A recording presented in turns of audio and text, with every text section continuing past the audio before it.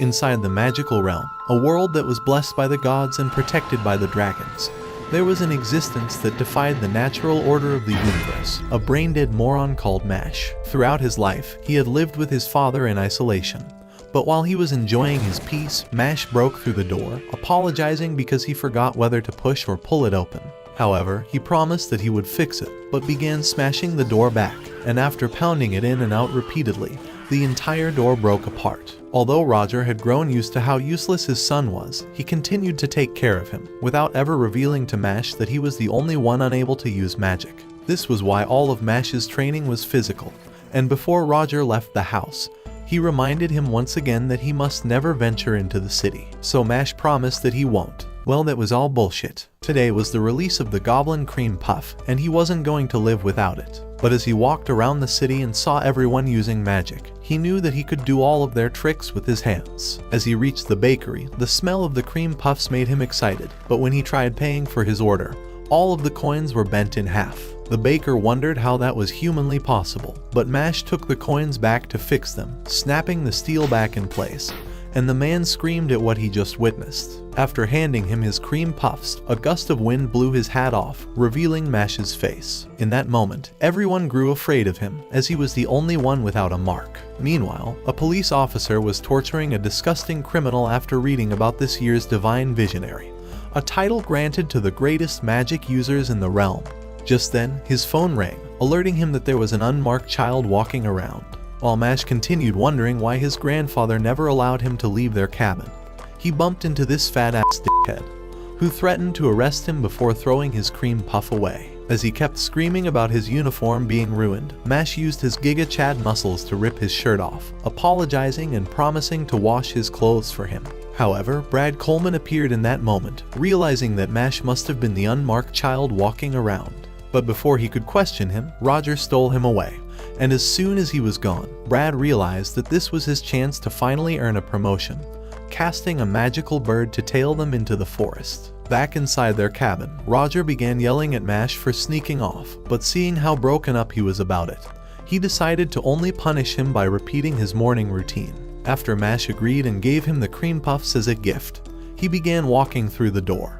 But Roger already knew how this was going to end, and opened the door to let him out. Once he was gone, he knew that it was only natural for Mash to want to go out, since he was now a teenager. But as he looked outside of his window, he saw the magical bird staring at him, as an explosion went off from the corner of his home.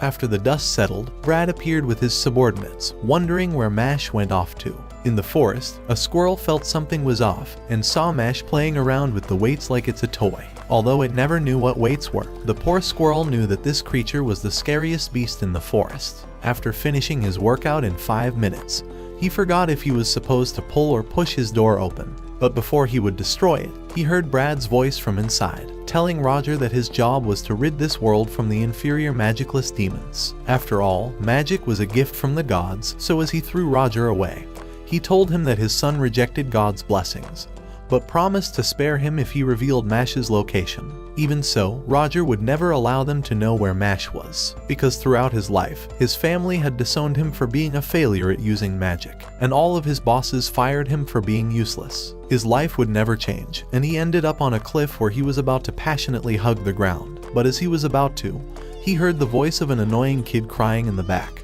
When he turned around, he realized that this kid didn't have a mark on its face, and thought that they were alike. As that baby smiled back at him, Roger realized that for the first time in his life, he was needed by someone, so he swore that even if they weren't related by blood, he would become Mash's father. So as Brad came closer, Roger screamed louder for Mash to run away, but Brad kicked him to the side, and as he was about to end his life, Mash broke through the door, knocking one of the officers into the other side of the forest. As he got back up, he ripped off the other officer's shirt again, and began slapping his fat ass face, before knocking him unconscious. When Roger wondered why he still came back, Mash revealed that they were family, so he would never give up on him, and swore to send anyone who tried separating them to hell. However, Brad activated his spell that drove away a dragon. But as he launched the sphere, Mash moved faster than the speed of light, slapping the blast of pure energy to the side. so Brad prepared to release his ultimate attack that would burn the entire cabin away. But after launching it, Mash slapped it to the other side of the forest. Every single attack, he would deflect it as if he was playing volleyball, juggling them like a clown, and even dribbling the sphere as if he graduated straight out of Blue Lock. But when he picked up a wand, Brad realized that he might be able to use magic after all, so he tried to cast his legendary class shield. But Mash took a pitching stance and used his skinny wand to penetrate Brad's barriers. He swore that he would kill him the next time he threatened his family, so seeing his powers, Brad decided to make a deal with him, promising to spare his grandfather. Every year, a divine visionary is selected by the School of Magic, so if he attends the Magic Academy and gets selected as chosen by God himself, society will be forced into accepting him, and Brad would gain the money that came along with it.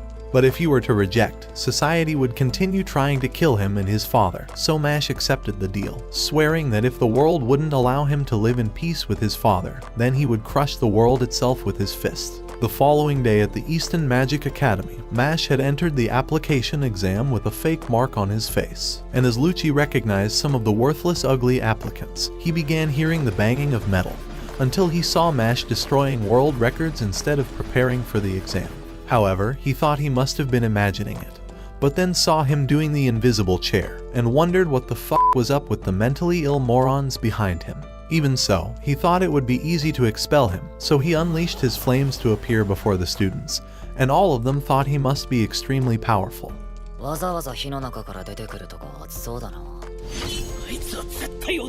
At that moment, Lucci began summoning desks from the ground, and the test papers flew from the sky with their quills to the side, making everyone realize he was the greatest professor alive.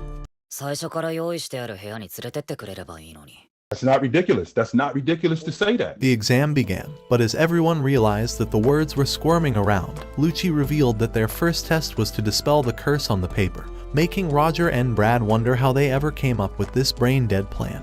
However, Mash commanded the words to stop moving, but nothing happens.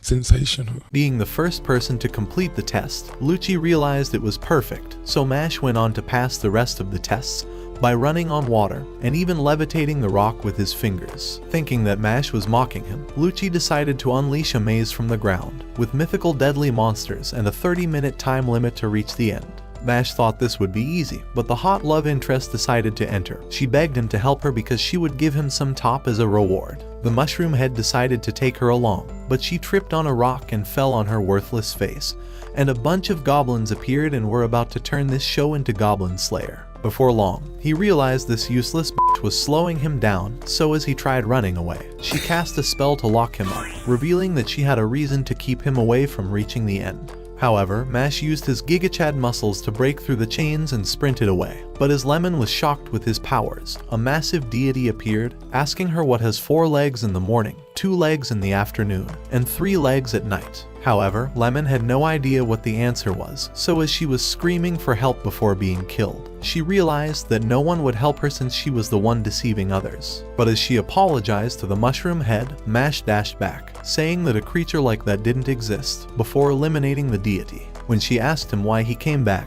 he revealed that he felt sorry for her, since she must have had her reasons for trying to stop him. With only 30 seconds remaining, Lucci knew that it was over for Mash, but all of the students began hearing a massive banging noise, and Mash managed to break through the 1-meter thick walls to finish the test. All of the students thought he was cheating, and began screaming at Mash to go home, so the poor guy started wanting to go home too. But as all the students began abusing him, Lemon screamed that it wasn't his fault, revealing that she was coerced by the professor to make Mash fail, since her family was too poor to allow her to attend. Even so, Mash still saved her and then asked her to marry him.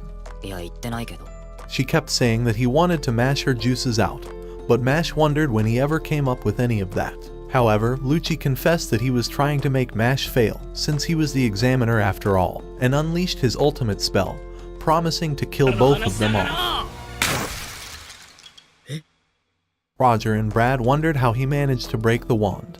But as Lucci screamed back, the principal of the school appeared, initiating the final stage of the exam. Among all the students, Mash was the first to be interviewed, and Wahlberg went on to ask him why he saved the girl, even though she betrayed him while he was running out of time. Mash felt that he would have regretted leaving her behind, but Wahlberg wondered what he would have done if he wouldn't have been able to break through the walls or defeat the Sphinx. After all, there were creatures that were much more powerful than him in this world, and went on to summon the divine abomination, as a spear began heading towards a doll, revealing that it contained the soul of his father inside. If the knife were to stab, his father would be erased from this world. But as Mash tried punching at it, he realized that he couldn't stop it from moving. However, he began trying to pick up the spear, knowing that it was only a battle of endurance before his mana ran out. This type of person was what Wahlberg had always looked for, one who was powerful and used his strength to help the weak, a true example of the noblesse oblige mantra. After that, he concluded the test, but Mash decided to answer his question of what he'd do facing someone who was stronger than him, saying that even if he needed to face the headmaster again, he would knock his face out with his fist. Everyone screamed at his insolence, but Wahlberg welcomed him to the Easton Magic Academy. During his first class, some ugly, disgusting hag began showing the losers how to open a lock using magic, and asked them to try it out. The teacher wondered what he was doing in a magical school, but Mash said that God was dead, and the guy next to him thought Mash was really bad news. From outside, a group of students stared slyly at Mash. On his way back, Finn hoped that he could be roommates with anyone except Mash, but when he went back to his room, he wondered where the door went. God damn it! You can't make this shit up! After Finn introduced himself, Mash went on to introduce all of his muscles as well, before asking him how to become a divine visionary. So Finn went on to reveal that this was actually Spy Family, saying that a person had to collect 10 gold coins in order to qualify for the divine visionary exam.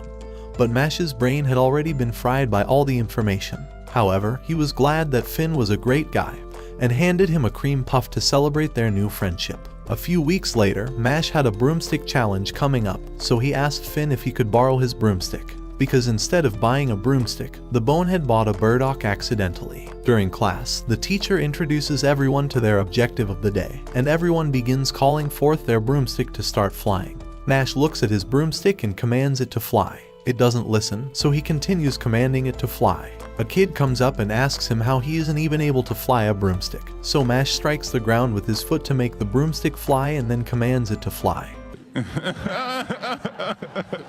He thinks Mash was cheating, but Mash pretends like he has no idea what's going on. To save himself from embarrassment, he challenges Mash to a race on the broomstick. What Mash doesn't know is that this kid is the best broomstick rider in the entire academy. The teacher wonders how this klutz from yesterday's class is even able to fly, but she begins the race. Mash instantly finishes the race, and the guy wonders where he went wrong in his life. The teacher is impressed by his speed to set a world record. A mysterious man viewed this happening, and Finn knows the truth. Mash threw his broom at light speeds and jumped towards it to mount it in midair. This show is ridiculous. The student accuses Mash of cheating, but Mash tells him to face the facts already because he feels bad for him. Infuriated, the student is about to start yelling at Mash, but a magical ability restrains his mouth. The blonde kid comes and apologizes on his friend's behalf. His name is Cavil, and everyone in the class fears this guy. Cavil asks him if he would like to be friends and introduces himself, but Mash thinks he looks like a cabbage. So Cavil tells Mash to come see him here after school.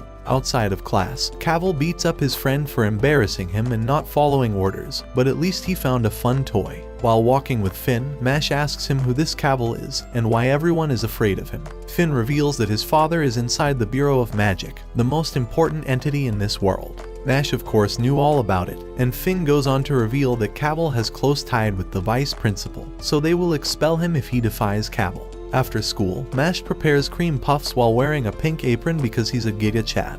He wishes his grandpa would taste his nice white cream. Mash feels like he's forgetting something, but his cream puffs were too important.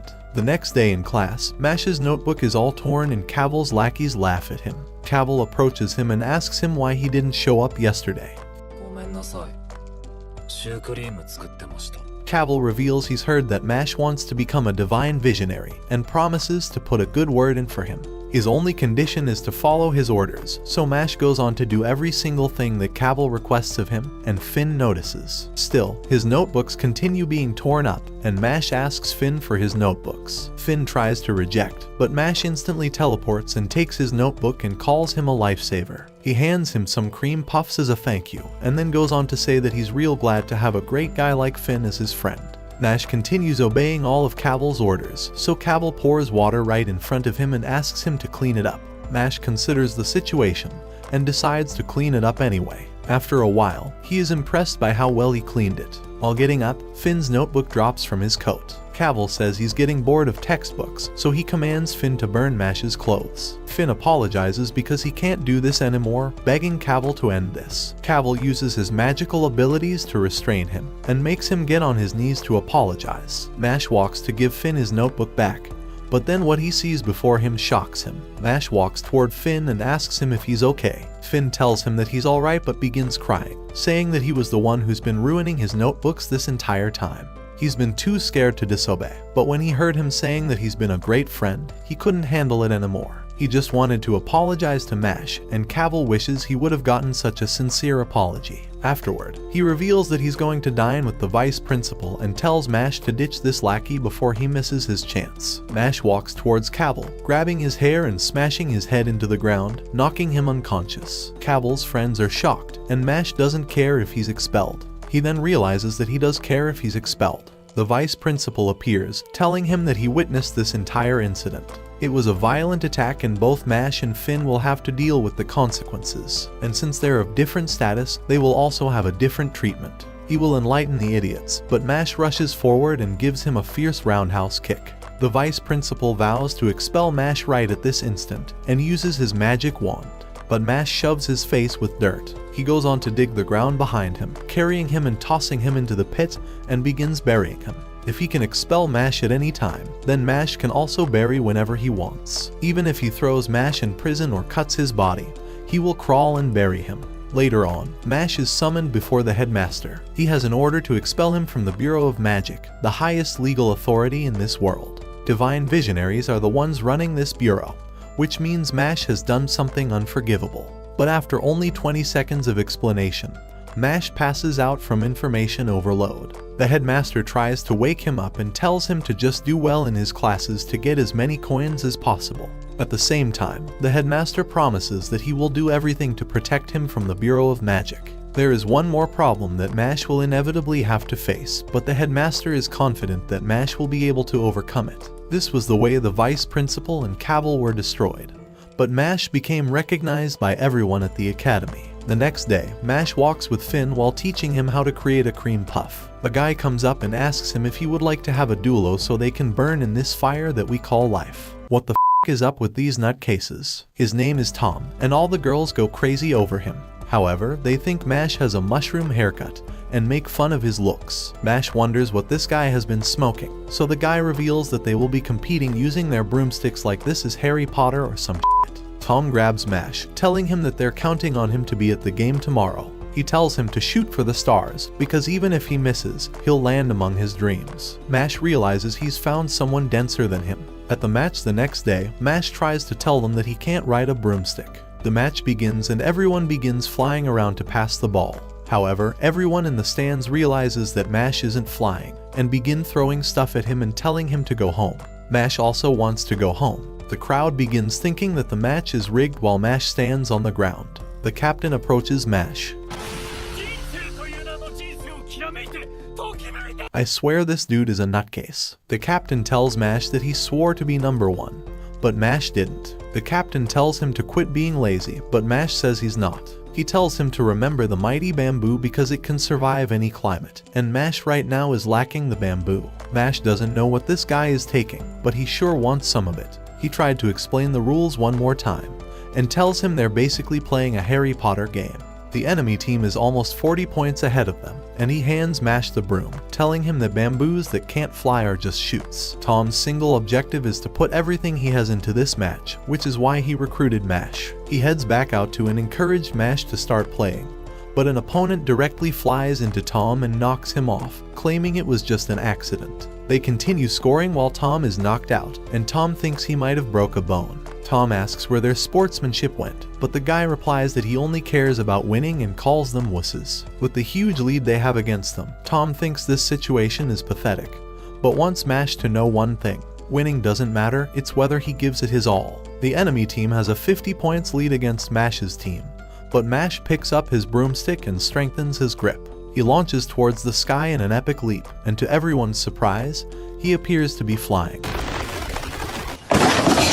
He asks the teammates to pass the ball to him, but the entire field thinks he must be joking to try and throw the ball from this distance. The opponents begin flying towards him to steal the ball, but Mash prepares a strong throw, and uses all of his might to make the ball fly past the opponents, scoring from beyond half field. However, they're still down 49 points and the time is almost up, but the ball begins flying back like a boomerang to Mash, and he prepares another strike. His fingers strike with accurate precision to ensure the ball curves right back to him. He continues preparing strike after strike, and before everyone knows it, the score begins flying off the chart, and Lemon feels a citrusy liquid exiting her insides after climaxing. Sorry, I meant her name is Lemon. The score reaches the limit on the board, and the winner is declared to be Mash's team for winning such a narrow comeback situation. After that, Mash came all over Lemon's back. Sorry, I meant Mash won a silver coin. Finn congratulates Mash on getting a silver coin for breaking the world record, but Mash pledges he won't ever do that again.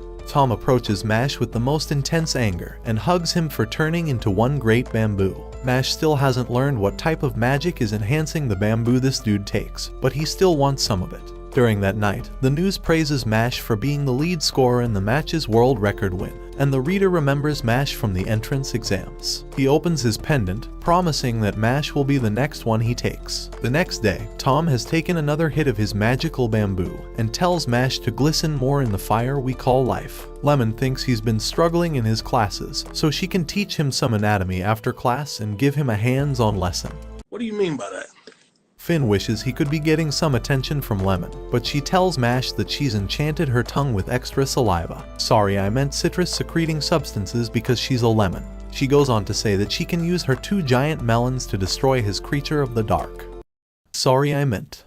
Never mind. Just spam Rip Finn in the comments section because poor dude is getting cucked. The fake fans will never expect it. Mash asks Finn for some help, but he's already climaxed from all the things Lemon was saying, and Mash thinks he's a traitor. Lance approaches them and asks to join the conversation, but Tom has never seen someone who possesses 2 scars on his face. Lemon thinks that he must have a giant eggplant, but she only cares about Mash's lemon juicer even if it doesn't fit. Mash doesn't want him to join the conversation because he's a stranger, but Lance tells him that he wants to do something fun. Mash wonders if he means hide and seek.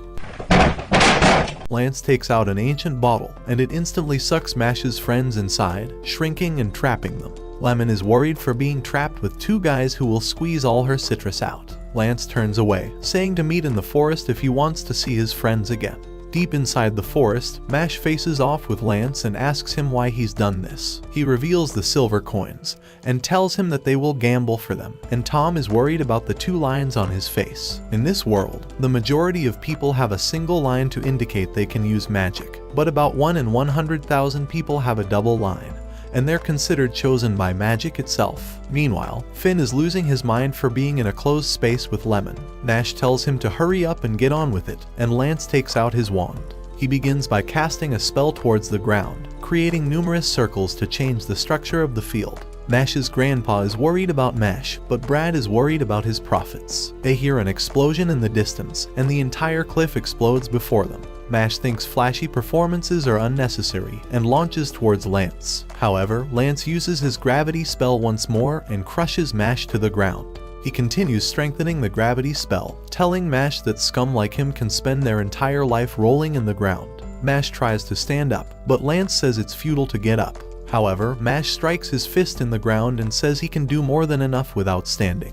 He pulls the roots from the ground to destroy the earth beneath Lance, shocking him. Mash asks him if he also likes rolling on the ground, and lunges towards him at sonic speed. Lance tries to counterattack by casting his gravity spell, but Mash's footwork allows him to maintain balance and strike before it affects him. His speed has increased, and he nearly strikes Lance down but only manages to destroy his pendant. He opens it and sees a girl in there. That's not ridiculous. That's not ridiculous to say that. Lance reveals that he's not actually Lolicon. He's a Siscon. He asks Mash to give it back and asks him what the most precious thing is in this world. Mash thinks it's cream puffs, but Lance says he's wrong. He says love, but Lance says he's wrong. After a while, Lance is angry that Mash can't answer such an obvious question, so Mash asks him what he thinks the most important thing is. Lance points the bottle off the cliff, telling him that even if Mash tries to reach for it, he's going to attack him mid-air to destroy him. This is the resolve of Lance's will to save his sister. He remembers the times when she would heal him after getting into a fight for saving a bullied kid. Even though he was dumb for taking the beating, his sister loves how he's clumsy and kind like that, and this brings joy to Lance. But a few weeks later, he ran to his sister's room after finding out she has an incurable disease. Within 5 years, her magic crest will disappear completely, and they will have to hand her over to the government. His parents are disgusted that they gave birth to such a child, but when Lance heard those words, he screamed at his parents, saying they're no longer his parents. For his sister, Anna, he'll make sure to overthrow this entire system and become divine visionary to change the perception of his sister to this world. He throws the bottle down and uses his magical ability to speed up the fall. He looks at Mash, who's doing stretches, and gets in a track race position. He says he's going to be using hamstring magic, and his entire body's muscular system enlarges.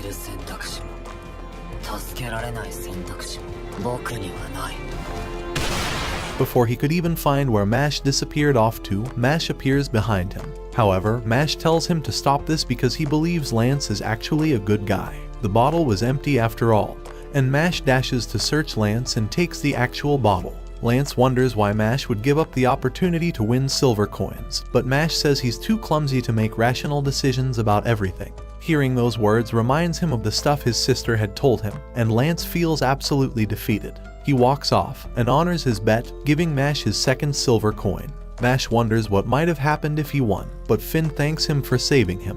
The nutcase is still on his bamboo, and Lemon tells Mash she's going to let him suck her lemon juices so hard. While Lance walks away, Mash thinks he was a pretty good guy, but wishes he didn't release his friends from the bottle. In the Easton Magic Academy, we have yet another Harry Potter ripoff. There are 3 dorms that each student is assigned to. Alder for courage and conviction, Orca for wisdom and willingness, and finally Lang for ability and ambition. They're rivals against one another, and in the Alder dorm, Mash stares at his silver coin. He has learned that 5 silver coins create a gold coin, but he's only managed to earn 2. Bitch, are you dumb? Pardon me? Finn tells him to quit constantly thinking about squeezing Lemon's insides, and calls him a meathead because Lemon wants to give his meat some head. Mash thinks that today is a nice peaceful day, but Finn realizes that they've completely forgotten about their potions assignment. Mash tries to calm him down, telling him to just eat some of his white cream. Sorry, I meant trying to give him a cream puff. Finn is scared he will fail this academy, but Mash couldn't care less. Lance comes in. As the top student, he's already finished the assignment, so he lectures them on being responsible and being ashamed of themselves. Mash comes up and says, I'm about to end this man's whole career. Lance goes on to show them that they're going to pass their assignment by ripping off Harry Potter even more, and Mash is excited the authors were genius enough to be original. While the Mandragora cries, Lance uses his spell to make it sleep so it can become a potion ingredient. He tells them to try, but while Finn uses the same magical spell, the Mandragora doesn't respond. Mash tells him that he'll show him how it's done, but when he casts the spell, it begins screaming even louder. Finn wonders how someone so incapable could exist, but Lance says to just focus on concentrating his magic on a single point. While casting the spell, the Mandragora begins falling asleep, and Finn is happy that he was able to accomplish the task. He wonders how Mash is doing. The giant plant screams and is ready to crush Mash, but with his agility, he evades and slaps the plant until it passes out. To create the compound, they all get in zesty aprons, and Lance demonstrates the way to create the potion they've been after. Finn thinks this is impossible, but Mash thinks he knows exactly what to do. Lance calls him zesty like his apron for always making white creamy liquid food. He thinks it's impossible for him to mess up if they do it together, so he watches his every move. But Mash manages to somehow make a cream puff once again. Lance has no idea how this guy is so useless, and Mash agrees. Meanwhile, the all-dorm off-campus class will start soon, and the headmaster wonders if Mash will be alright. In the hallway, this show decides to rip off Naruto, and Naruto bumps into 3 kids. They tell him to watch where he's going, but next thing they knew, he used his magic jutsu to destroy all of them, calling them side characters in the wrong anime. In a secret room, a man with 2 scars throws the silver coins on the ground, saying that Lang will rule the school, and commands his subordinates to steal all the coins from other dorms. Mash enjoys eating the white creamy liquid from the cream puff. The day of the all-dorm class arrives, and they hear Naruto yelling that he's the main character. His name may be Don, but that's boring, so we'll keep calling him Naruto. Mash thinks he's a weirdo, but Naruto calls him a mushroom head and says he looks like a side character. However, Lemon comes in, screaming Mash's name and says that she wants him to cream her puff already. Naruto spits on him in the least non-Chad manner and says he will kill him. He hates this world and thinks it's ridiculous how half the population is women, but he hasn't had a single one fall for him. The only reason this happens is because people like Mash are ruining the system, so Naruto swears that he will become a divine visionary to rid this world of hot guys. Lemon is still telling Mash to cream her puff, and Mash thinks his white liquid is tasty. Naruto tells them to quit ignoring him since his ego is being crushed, but the teacher materializes in front of them to explain the rules. In this class, they will exterminate the scorpions hiding throughout the forest. The strongest scorpions may be dangerous, but defeating them will earn them silver coins, and he tells them to head off now. As they prepare to head off, a mysterious man grabs onto Mash and tells him to stop thinking he's hot stuff just because of a fluke in a match. He steps backward and sends a stone pillar to destroy Mash's insides. The guy tells him to get up already, and Mash gives him a cold glance. He walks off and tells Mash to make sure he's bowing that low next time they meet. But Mash is glad that his cream puff hasn't been mashed because he wants to mash Lemon's insides and cream her puff. They walk together in the forest, but after a while, Lance notices that Mash is gone. He had zoned out like a bonehead, but hears Naruto yelling that he will destroy Mash. They lock eyes and Naruto screams in fear, so Mash slaps him and tells him to be quiet already. Naruto is prepared to destroy Mash for his disrespect, but they hear a woman screaming in the distance. A guy yells that he will make her regret her actions, and Naruto unleashes Explom, an ability that burns the guy to ashes. Naruto tells him to never raise his hand against a girl, and the girl thanks him with a smile. Naruto climaxes but tries to play it like nothing just happened. He turns around and tries to be charming, but when she grabs his hand, the simp climaxes once more. She calls him so strong and manly, and he climaxes again. Deep in the forest, the mysterious guy has destroyed one of the boss scorpions and thinks it's time to face off with Mash. Meanwhile, Mash is eating his white creamy puff while Naruto has a white creamy pie inside his pants. The girl gets closer and bumps her knee into him, and he climaxes once more. The girl wonders how much of a virgin this guy is. He asks her what she said, but she tells him that she just thought he was so wonderful and manly, and that he's really wonderful.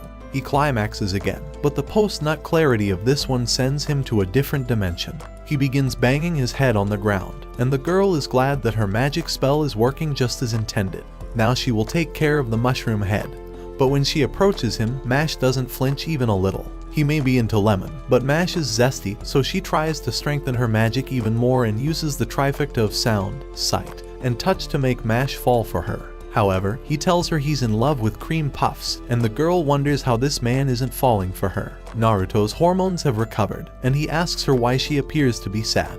The girl reveals that there's a man who's been bullying her all this time, and begins crying because she doesn't know what to do. Naruto activates simp mode once again and promises that he will beat the guy up for her, but just then, giant stone crystals appear from the earth. Naruto says that he will end him right here, but the man thinks he's the biggest cringe out here. In an instant, he casts his Explom ability, but even though the man evades, he sees the sky filling up with his fireballs. Naruto launches his all-out assault, even sending a giant flare towards the man and tells him to die twice. Naruto thinks that he was an easy opponent after all, but the fog settles and the crystals appear to have been saving him from all the blasts. He launches a crystal to crush Naruto's stomach, and the debris knocks Mash's cream puff out of his hand.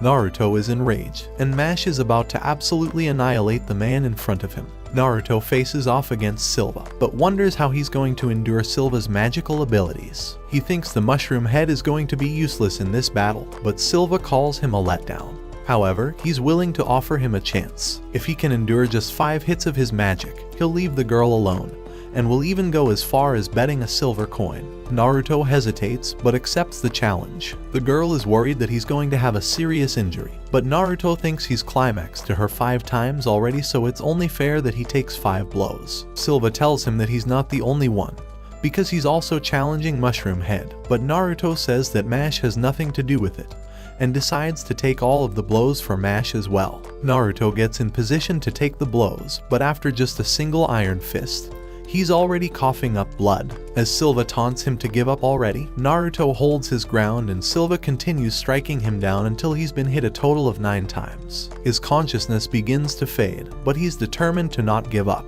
The tearful story of his crush being bullied motivates him, so even if he may look like an idiot, and even if he thinks that he does, he won't doubt anything she's told him, because her tears were telling the truth. Silva is impressed with Naruto for making it this far, but for his last hit, he promises to make it an extra big one. He casts his wand and sends a giant Iron Fist towards Naruto, knocking him to the ground. Silva thinks it's a pity, but Naruto holds his ground once more, and Silva is shocked this guy is still walking. As Naruto gets closer, however, he collapses, and Silva calls him a complete moron and imbecile. Of course, he's no longer able to stand. The blows crushed all of his core organs and muscles. Silva casts another Iron Fist, and Naruto continues begging Mash to leave. Just then, the girl reveals she's been charming him with magic this entire time. Silva tells her that she's being too nice. After all, this guy is completely delusional and thinks he's the main character of an anime, and starts laughing at him until Mash throws his white creamy puff in his mouth. He says they've gone too far, and tells Silva to bring on the 10-hit challenge. Meanwhile, Lemon is starting to have withdrawals because her puff hasn't been creamed by Mash. Even with Mash's strength, Lance is worried since there are different types of magic users. White mages excel at leadership while red mages excel at combat. This entire time, Mash has been battling white mages, but red mages past the first year, especially with double lines, are likely to surpass even Mash's strength. Silva thinks it's quite a statement coming from Mash, as it pisses him off there are people like Naruto. Some of Naruto's blood has ended up on his clothes, so he picks him up to slam him down. In that instant, Mash rushes forward to punch Silva away, but his reflexes allow him to cast an Iron Fist that manages to scratch Mash. Silva laughs hysterically at Mash's arrogance. He summons his Iron Fists and launches one towards Mash's gut, following with multiple hits to try and knock Mash out. The largest Iron Fist rushes towards Mash to end him, but with his bare fist, he holds it off and destroys it. He begins clenching his fist and activates Triceps magic. Silva hasn't ever heard of that lunatic magic and sends a flurry of Iron Fists towards Mash that he evades one by one. The Iron Fists continue rushing towards Mash, but he destroys every single one of them until he finally reaches Silva. With all of the blood coming out, Silva struggles to speak and Mash continues approaching him. However, with all of the Iron Fists approaching Mash, he simply clenches his fist, sets up his footwork, and readies a strike that destroys every single one of them while delivering a devastating blow to his stomach. As he flew backwards, Silva coughed up blood and realized there's absolutely no chance for him to win. All the strength in his body has disappeared, and he wonders who this guy is. Before destroying him, however, Mash walks away and goes to sit on a tree, saying that it's been 2 punches. He asks him if he's going to endure 10 of those punches since he's the greatest after all. While walking towards him, Mash asks if he can go for a 3rd hit, and Silva's mind is crushed. One more hit would definitely isekai him, so he tries to desperately come up with a plan. As he tries to think, the earth begins to quake and a giant scorpion with a star-shaped stone appears. It's worth more than a single silver coin, and he knows that it can distract Mash enough for him to escape. This is his opportunity. He needs some milk. Mash apologizes for being busy right now, and the stone falls to the ground. Silva has realized that it's over for him, but Mash asks him if he would like to call it quits since he feels bad for him. His head snaps towards the girl like an owl. She begins crying and pretending to apologize, and Mash wonders if he heard that right. With fake tears, she apologizes and says she's truly sorry.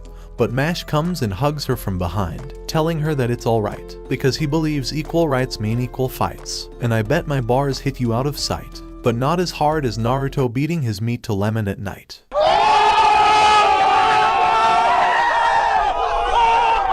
After their battle ended, Lemon asks if she can cure Mash's injuries with her citrus juices. Naruto hears how Lemon wants her insides to be mashed by Mash while he squeezes all her juices out with his lemon juicer and creams her puff.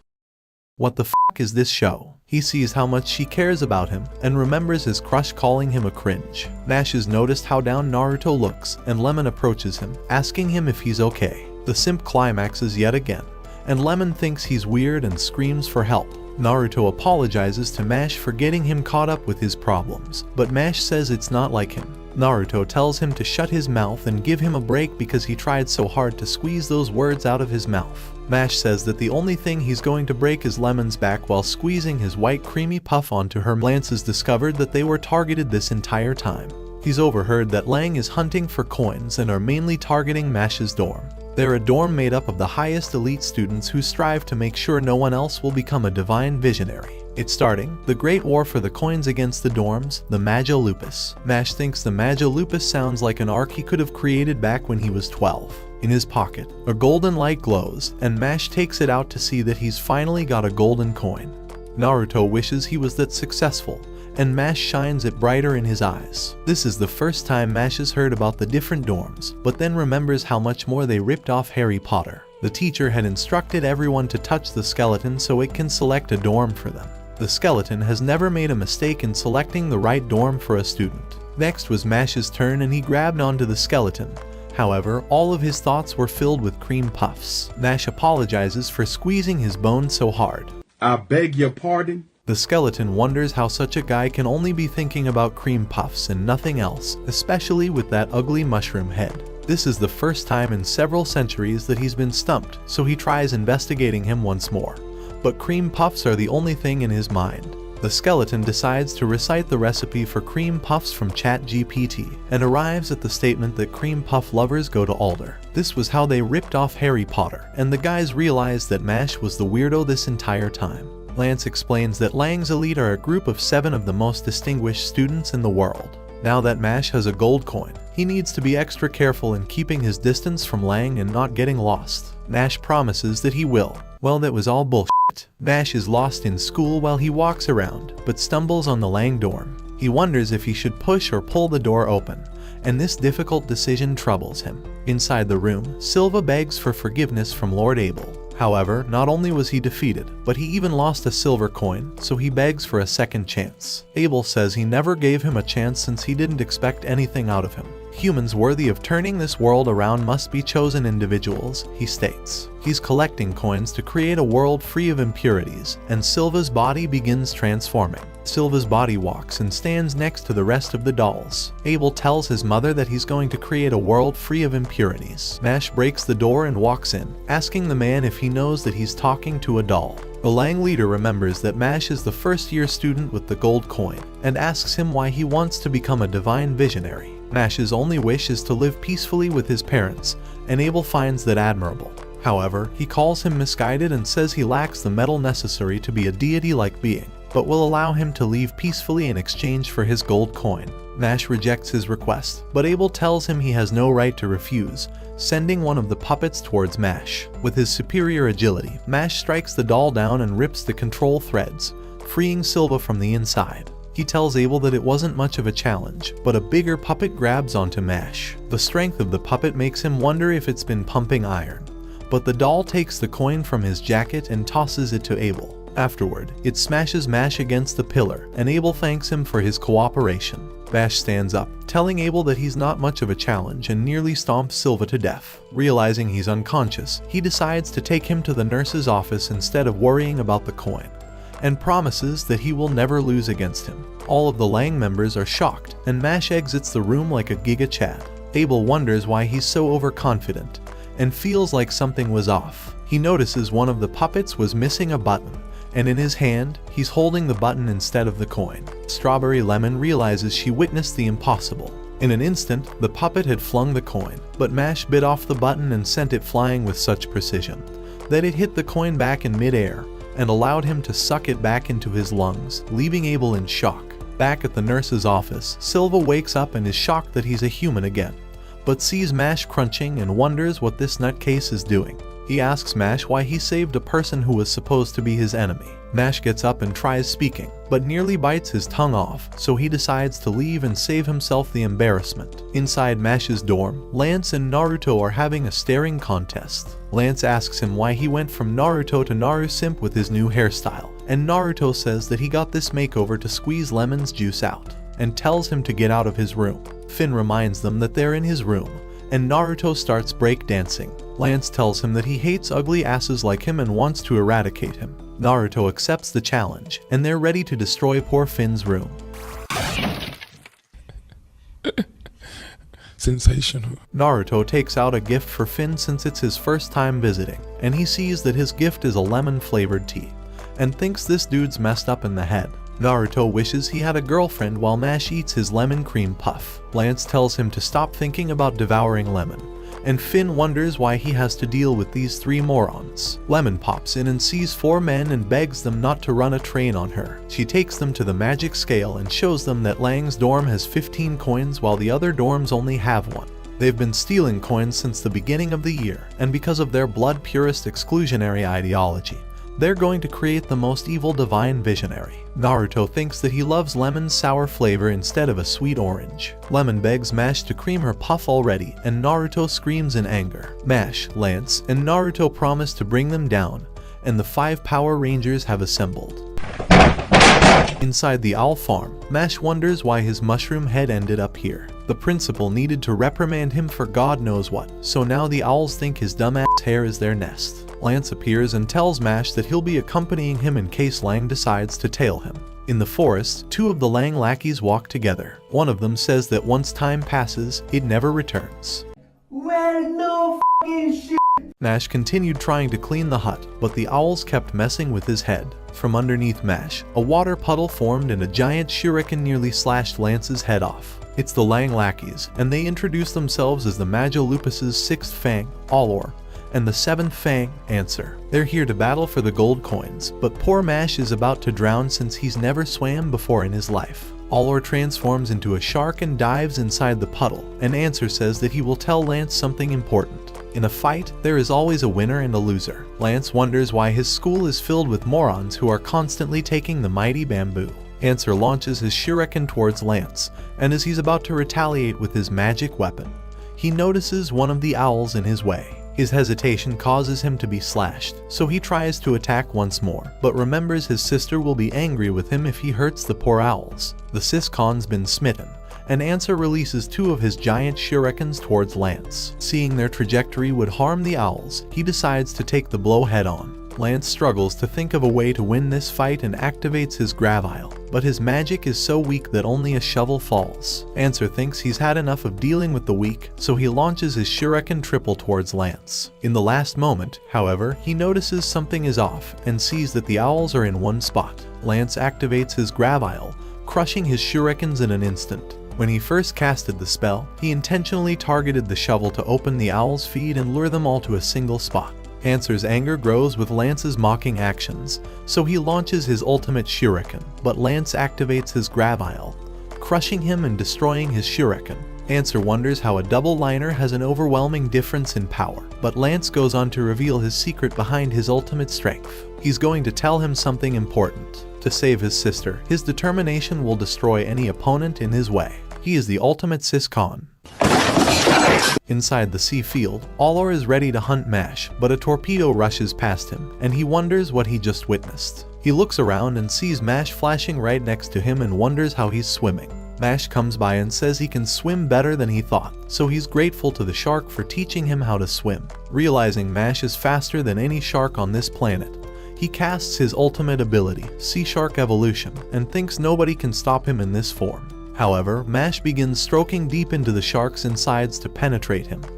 Pause. They defeat both of the enemies, and Lance takes their coin away. If this is the power of the 6th and 7th, Mash thinks they can handle them with ease. However, a person enters the room and flickers past them, telling them not to jump to conclusions. Lance tries activating his Gravile, but his magic has no effect. The man tells them to calm down because he's only here for his allies, but Mash rushes with inhuman speeds towards him, saying that he's quite menacing.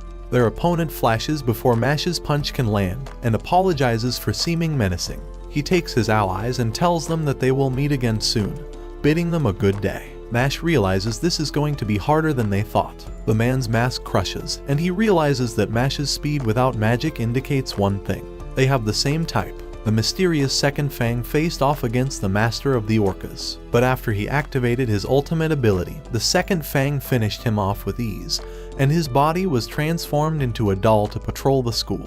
The next morning, inside the infirmary, Tom looked like he finally took too much bamboo and asked them how they're bambooing. Mash thought this guy's brain was finally fried, and Lemon wondered why he looks like he's been spending 15 years in prison. But Bamboo Man said he could no longer use any of his magical energy, almost like it's been sucked out of him. Lance thinks it's odd, especially considering all the other patients here who have lost their magic, and all of it conveniently happened when the headmaster left for the Bureau of Magic. Lemon feels afraid, so she hands Mash Creamy her lemon cream puff because she wants her insides creamy. He wonders what's up with the ribbon, and she punches him in the face because anime girls make no sense. She tells him not to do anything risky, and to keep it with him at all times so he can use it whenever he has built up desires. After the dorm's lights went out, Lance was sure that the Magilupus are behind these events, but Mash asked him why he's being a white girl in a horror movie and walking towards danger at night. As they walked around, they found Lemon's back turned towards them, and Naruto climaxed after seeing her back. He tried approaching her, but Lance told him to wait because something was off. Her body began moving in a very inhuman manner, and she turned around in an instant towards them, but they had all managed to stay hiding.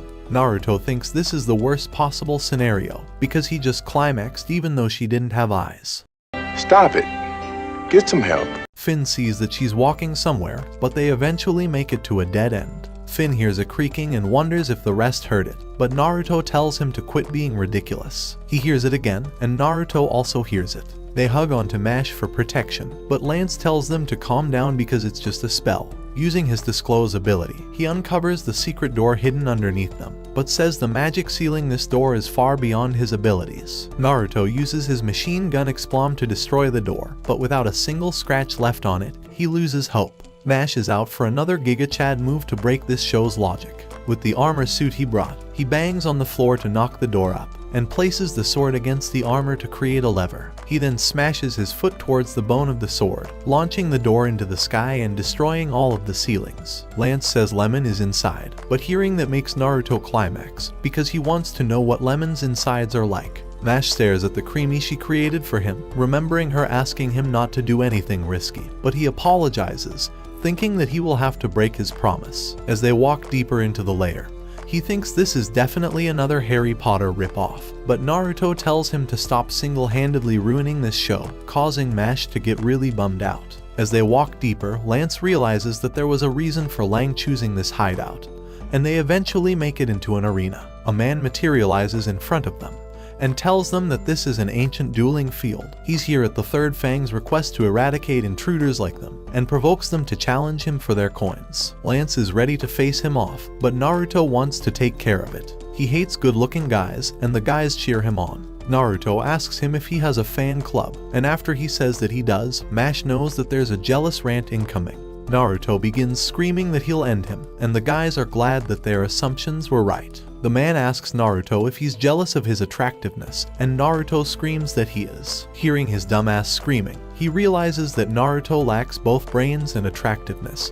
and summons his Rose Whip to begin the battle. Inside the Bureau of Magic, the leader apologizes for bringing the principal all this way, but their issue is urgent. 6 of Death Row's most notorious inmates had escaped and slaughtered all of the prison guards, and they were assisted by Innocent Zero. Meanwhile, Naruto launches his Explom ability, but the Rose Whips neutralized it with ease and slashed towards Naruto. His opponent wonders how he was able to beat Silva, but Naruto remembers just getting the crap beat out of him instead. He thinks it's a shame how a guy like Silva was a double liner, and says he's a lot tougher than Silva is. Naruto likes hearing that, because he definitely won't lose, and casts his Explom bomb towards him. 8 traps become set next to him, and Naruto tells him to watch his step because all of them have 5 times the usual power. The unnamed man thinks he would never fall for it, but Naruto thinks an idiot like him will definitely walk into them. His opponent wonders how he would ever fall for that trick, especially since he can attack from a distance. He casts his Rose Whip, and while Naruto tries to retaliate with his Explom, the vines neutralize the attacks and grab onto him, throwing his wand out of his hand. The vines grow thorns to immobilize his body, and the man thinks that Naruto really is an ugly idiot. so he will end this fight with his next attack and sends him dropping towards the ground. Naruto tells him that he never said anything about making him step on the marks, and one of the spells activates, destroying the man's wand. Explode Bomb is nothing more than a time bomb, so he deceived him and went on to use the rest of his time bombs, attempting to incinerate him to smithereens. Naruto says that no one should ever judge a book by its cover and tells them to bring on the next guy. However, his opponent remains standing in an attractive pose after being defeated, but thinks he doesn't mind it. As the others walk towards him, the ground begins to sink them downwards. Nash begs someone to save his baby, at least this one. Finn sinks with Naruto, and Naruto realizes these guys are even more of a nutjob than he is. After sinking into the ground, Lance realizes their plan all along was to split them up, and feels an intense energy appearing.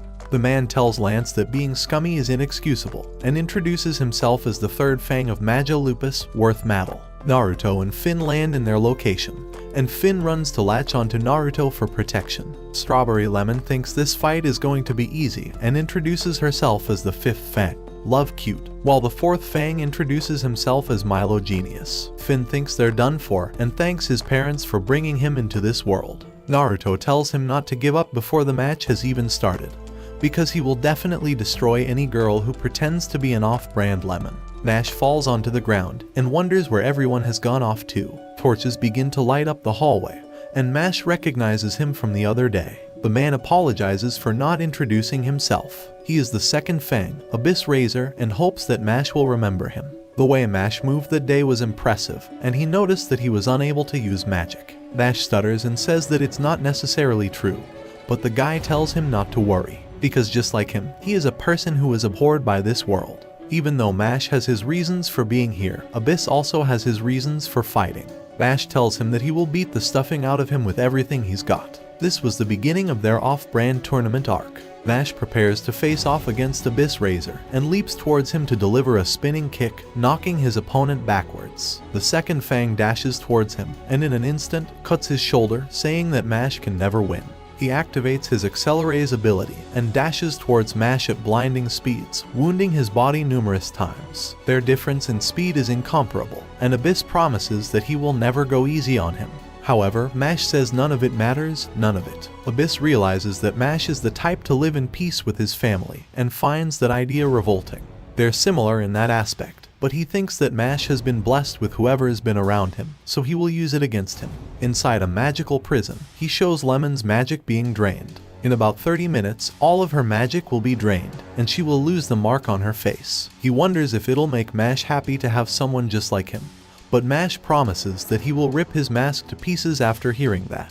He thinks his words are quite obstinate, whatever the fuck that means, and promises that he won't hold back. His arrows begin to overflow the field, and he activates his Accelerate's sphere, vanishing towards Mash to deliver countless lethal wounds. As his barrage of attacks continues, his sword pierces through Mash's abdomen, and tomato sauce begins pouring out. Abyss commends him on his bravery to the very end, but notices that he can't pull his sword out. Mash tells him that he's fallen for his trap, saying his abs are toned, and delivers a devastating head smash, destroying Abyss's mask. He catches a glimpse of his eyes and sees the redness. He wonders if he's been taking the bamboo. Abyss wonders if he knows what this eye means, but Mash says that he doesn't and apologizes. Abyss tells him not to apologize and reveals that this is the evil eye of the devil. It temporarily disables all magic in this world upon its gaze, including his own.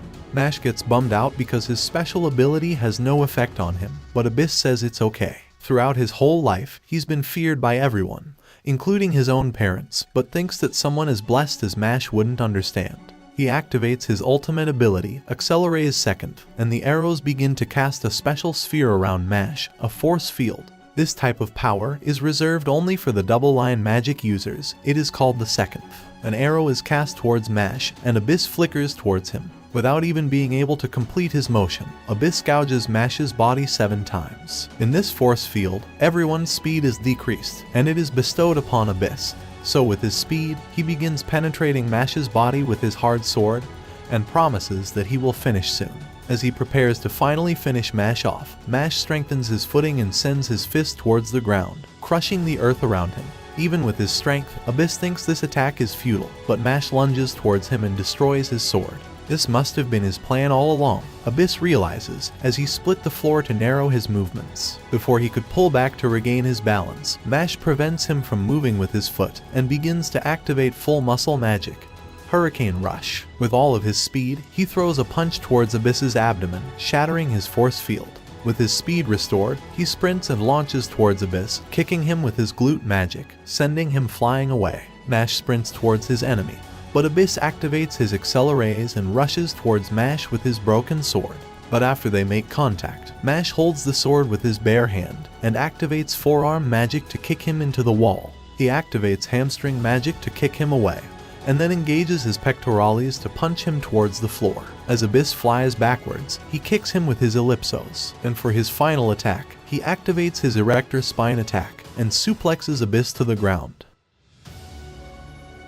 As he laid on the ground, Abyss couldn't help but think what his life would be like if he was born normal. When he was a child, his eye manifested, and his parents were filled with shock. He countered everything the god had gifted their world, possessing the evil eye of the devil. Just like the markless children, he was cast away by this world, and his parents locked him in a cell for years, only coming to give him a meager meal. His suffering continued until one day, his parents tried to end his miserable life. He was nothing but a child, but he came to the realization that he should have never been born.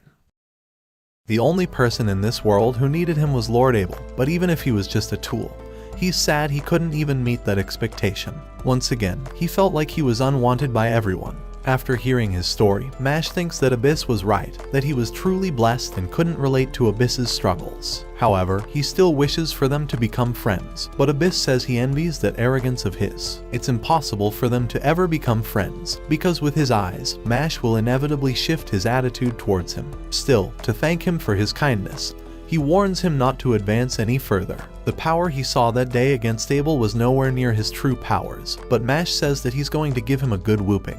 As he walked away, he revealed that he would never turn against him, no matter how the world viewed him, and no matter what others thought.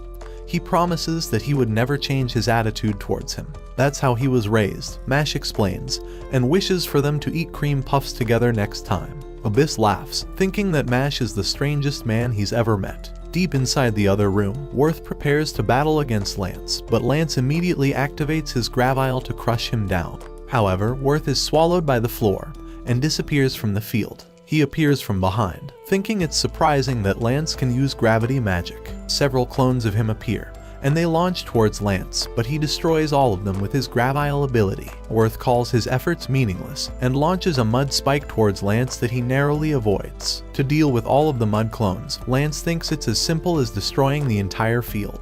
However, Worth rises from the concrete and activates his burst magic, locking his legs in place and sending several devastating spheres towards him. If this is the power of the Crown family, Worth thinks Lance's talent must be wasted, but Worth promises that he will train him if he joins the Magia Lupus. After all, he feels bad for Lance wasting his potential, so he can provide him with an environment where he can flourish. But with the garbage that's currently surrounding him, it's no wonder that Lance's abilities reek. He tells him that all of his allies are trash. In order to evolve, he needs to surround himself by the strongest allies to exist. Otherwise, his abilities will continue sinking.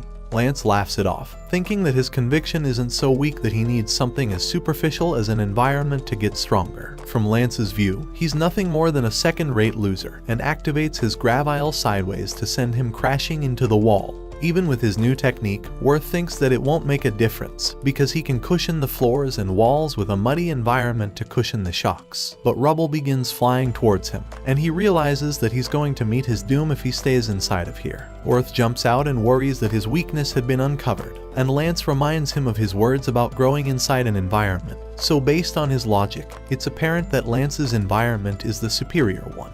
Those awful words resonate with Worth, and he thinks that he's been strong ever since he was born with a double line. He's been at the Easton Magic Academy since middle school, and has received an education reserved for Lang's best. There's no way he couldn't be strong, but Lance's words frustrate him, so he opens a vial and reveals that it's concentrated magic that's been extracted from other students. His magic power spikes, and Worth goes on to activate his Mugirus Second. A giant mud monster appears from within, The Mudoro Devilis. All magic has tiers, Worth reveals, stating that basic magic, personal magic, and even advanced conditional magic pale in comparison to the second abilities. It's an unrivaled power granted only to the worthy double-liners, and he remembers his father's words telling him that his achievements will determine his worth. Those without magic aptitude are worthless, but he thinks his father was wrong. He's more than his aptitude, and screams that he is worthy, whereas Lance hangs out with worthless flunkies. The Mud Devil throws a punch towards Lance, but after evading, he tells Worth that he doesn't understand anything about his flunky friends. Mash had reminded him of the most important thing in this world, his sister, so no one else can insult them except for Lance. He activates his Gravile Second, and chains rise from the ground along with several pillars cast within. These are his torture poles, and the Mud Devil loses the ability to control his muscles. Lance reveals that these pillars exert a gravitational field that will pull his monster away by all directions and rip it apart. After his monster was destroyed, Worth wondered if it truly meant that he's been defeated. He remembered his father's words, saying that even becoming a divine visionary is nothing to him, because he will always be worthless in his eyes. Those words make him feel worthless. Lance throws him a book, seeing that it was ragged from all the studying, and wonders what he thinks it means to be worthy. His parents had always measured worth by social standing more than anything, so based on his words, he feels like they were raised by the same family. In that environment, he felt like his worth is judged only by his magic aptitude, but he disagreed with that. There was a special person that changed everything for him. While he doesn't like the way Worth talks or acts, Lance respects all the effort he's put in and walks away. Before Naruto and Finn were about to begin their battle, a mysterious man walked towards the basement, wishing that the headmaster didn't force him to do this. Inside the arena, Strawberry Lemon's ally decided to walk out on her, so Strawberry Lemon went on to introduce herself as Love, the Fifth Fang, and asked Naruto if he liked her. She kept asking him if he loves her, and asked him if he thinks she's an upgraded version of Lemon. But Naruto thought that a typical normie would have found her manipulation revolting. However, she said she would let him burst her strawberry with his jutsu fingers, so Naruto climaxed. Even then, he told her that he prefers Lemon and will marry her one day, crushing Love's heart. After hearing those words, she raised her lance towards him, saying that she would annihilate him. She launched her wind tornado, and Naruto barely defended her attack with his Explom, and realized that her magical power was going to be problematic. But Love launched her tornado at Naruto and knocked him to the ground.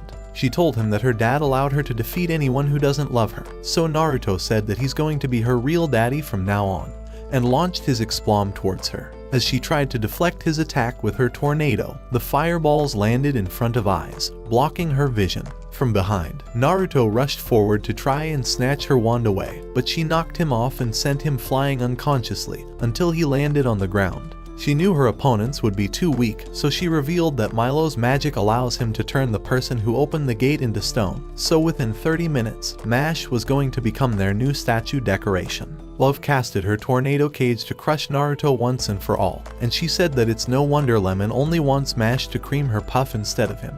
But even Mash is going to meet his demise against Abel. As Naruto felt like he was about to pass away, he realized that she was right. There was nothing he can do, and ever since he was young, he remembered how others would bully him and tried stealing his wand. However, his sister exploded the entire area and scared off the bullies. She told him that he should have fought back, but Naruto said that fighting just makes everything worse. When she heard the defeat in his voice, she said that his attitude will be a problem when he gets a real friend, because when that once-in-a-lifetime person comes around, Naruto will need to make sure he never betrays them. He remembers the way Silva called him delusional for thinking he's the main character, and how his crush called him disgusting.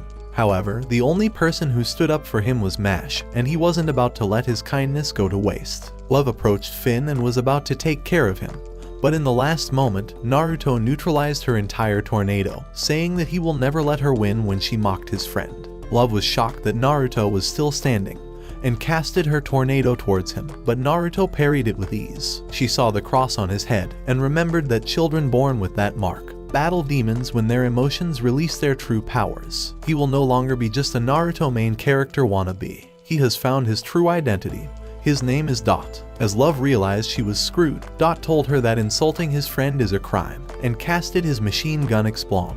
With hundreds of fireballs, Dot decided to rip off Mash's favorite line, saying "Come at me, scumbag." Love realized this was the end of her, and Dot casted all of his fireballs towards her. But when the fog cleared out, she realized that none of his shots landed. He said that he never wanted to harm a girl, and told her to piss off before he changes his mind.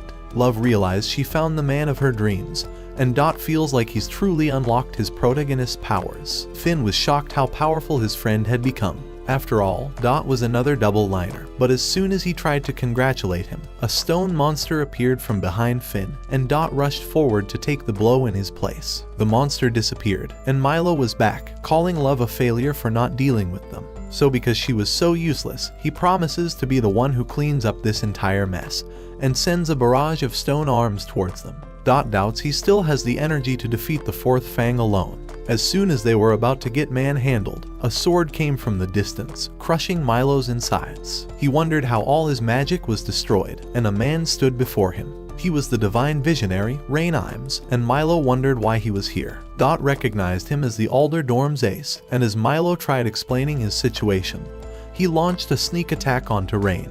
In an instant, Rain pierced it in half and told him not to waste his time like a piece of trash. Hundreds of swords filled the entire field and crushed Milo. Love thought that she should just defect to Alder for now, and Milo realized that he had no chance against Rain, so he apologized for following Abel's orders. Rain thought it was unfortunate and kicked him in the gut, saying that he doesn't care about his words when his actions say otherwise. Dot no longer knows if he's on the good side of this war, and Rain tells them to hurry up and leave, so Love runs away, and Finn was shocked to see his brother. As he walked down the long hallway, Rain remembered the headmaster's warning about Innocent Zero's lackeys lurking around, and felt a whirlwind coming from behind him. Mash's dumbass was still eating cream puffs, and after Rain felt his pressure, he summoned a spider to measure his true magical powers. Mash thought he was screwed, so he rejected taking the test. Instantly, Rain casted his sword towards him, and Mash blocked his attack with only his fingers. He wondered why Rain would launch such a dangerous attack, saying stranger danger. The spider appraised his magic to be at 0, so Rain wondered what true power he was hiding. After he activated 3% of his partisan, the swords nearly slashed Mash to death, but he managed to make a throne out of them. Rain realized that since he's not using any magic, he was going to do a final test, and activated 10% of his partisans. The spider thought he was finished, but Mash was ready to hit a home run, and bunted every single one of the swords that Rain casted with ease. He went on to say stranger danger again, so Rain asked him for his name, and Mash introduced himself. After hearing his name, Rain remembered the words of the headmaster, asking him to look out for Mash because he has a good heart. Rain apologized for his rudeness, but Mash says he's not forgiven. As a token of apology, he gives him a handkerchief, so Mash wonders if this guy is into bunny girls. Rain doesn't say a word, and continues staring him down, so Mash accepts his gift. He asked him if he's going to fight off against Abel, and warned him that he will have a tough time without any magic when fighting Abel's strings. Mash said he can use magic, but Rain knew he was f***ing lying, so he told him that if he beats Abel, he will be able to obtain most of the school's gold coins. He said that he wishes for a strong ally to help solve this world's problems, and wished Mash good luck before walking away. Mash thought he was a good guy, and as Rain kept walking, he remembered the headmaster explaining the way Mash saved his little brother. To Rain, it doesn't matter if Mash has no magic, because he wants him to prove that he's greater than any magic user to become the divine visionary. Mash had finally arrived at Abel's door, and wondered if he should push it or pull it. For once in his life, he pushed the door open without destroying it, but in that instant, he remembered Creamy, and anger swelled inside of him, so he crushed the door open. Abel asked him if it was necessary for him to destroy every door in his way, so Mash said that he accidentally destroyed it when trying to knock. Before his eyes, Mash saw a giant sphere of energy, and Abel said he was impressed with his powers. He thought that Rain would have been the only one capable of defeating Abyss's magic eye, so he wondered if there was something else special about him. Mash realized he was about to be discovered, and told Abel to just go on with his explanation. Abel went on to call him quite capable, and Mash was glad he dodged his identity being uncovered. However, this world doesn't treat everyone equally, and he will not allow anyone of inferior genes to continue living. To him, everyone else is useless luggage, and people who can't control magic should be eliminated. Mash's dumbass was flabbergasted, and Abel said that segregating them in society isn't enough. Even the people who shelter them must be disposed of. Hearing the words shelter, Mash remembered the way Roger tried raising him as his own son, and even the first time he ate a cream puff in his life. Roger called Mash his own son, saying that he was so proud of him. After remembering those memories, Mash told Abel that he understands, but he can't befriend a cold-hearted guy like him. Abel called him dense and casted all of his dolls towards him. Meanwhile, Strawberry Lemon was glad she was finally done working, but saw that the door had been broken. Inside, she realized that the mushroom head was fighting Abel, and saw the way Mash was able to dodge the acid from landing on him.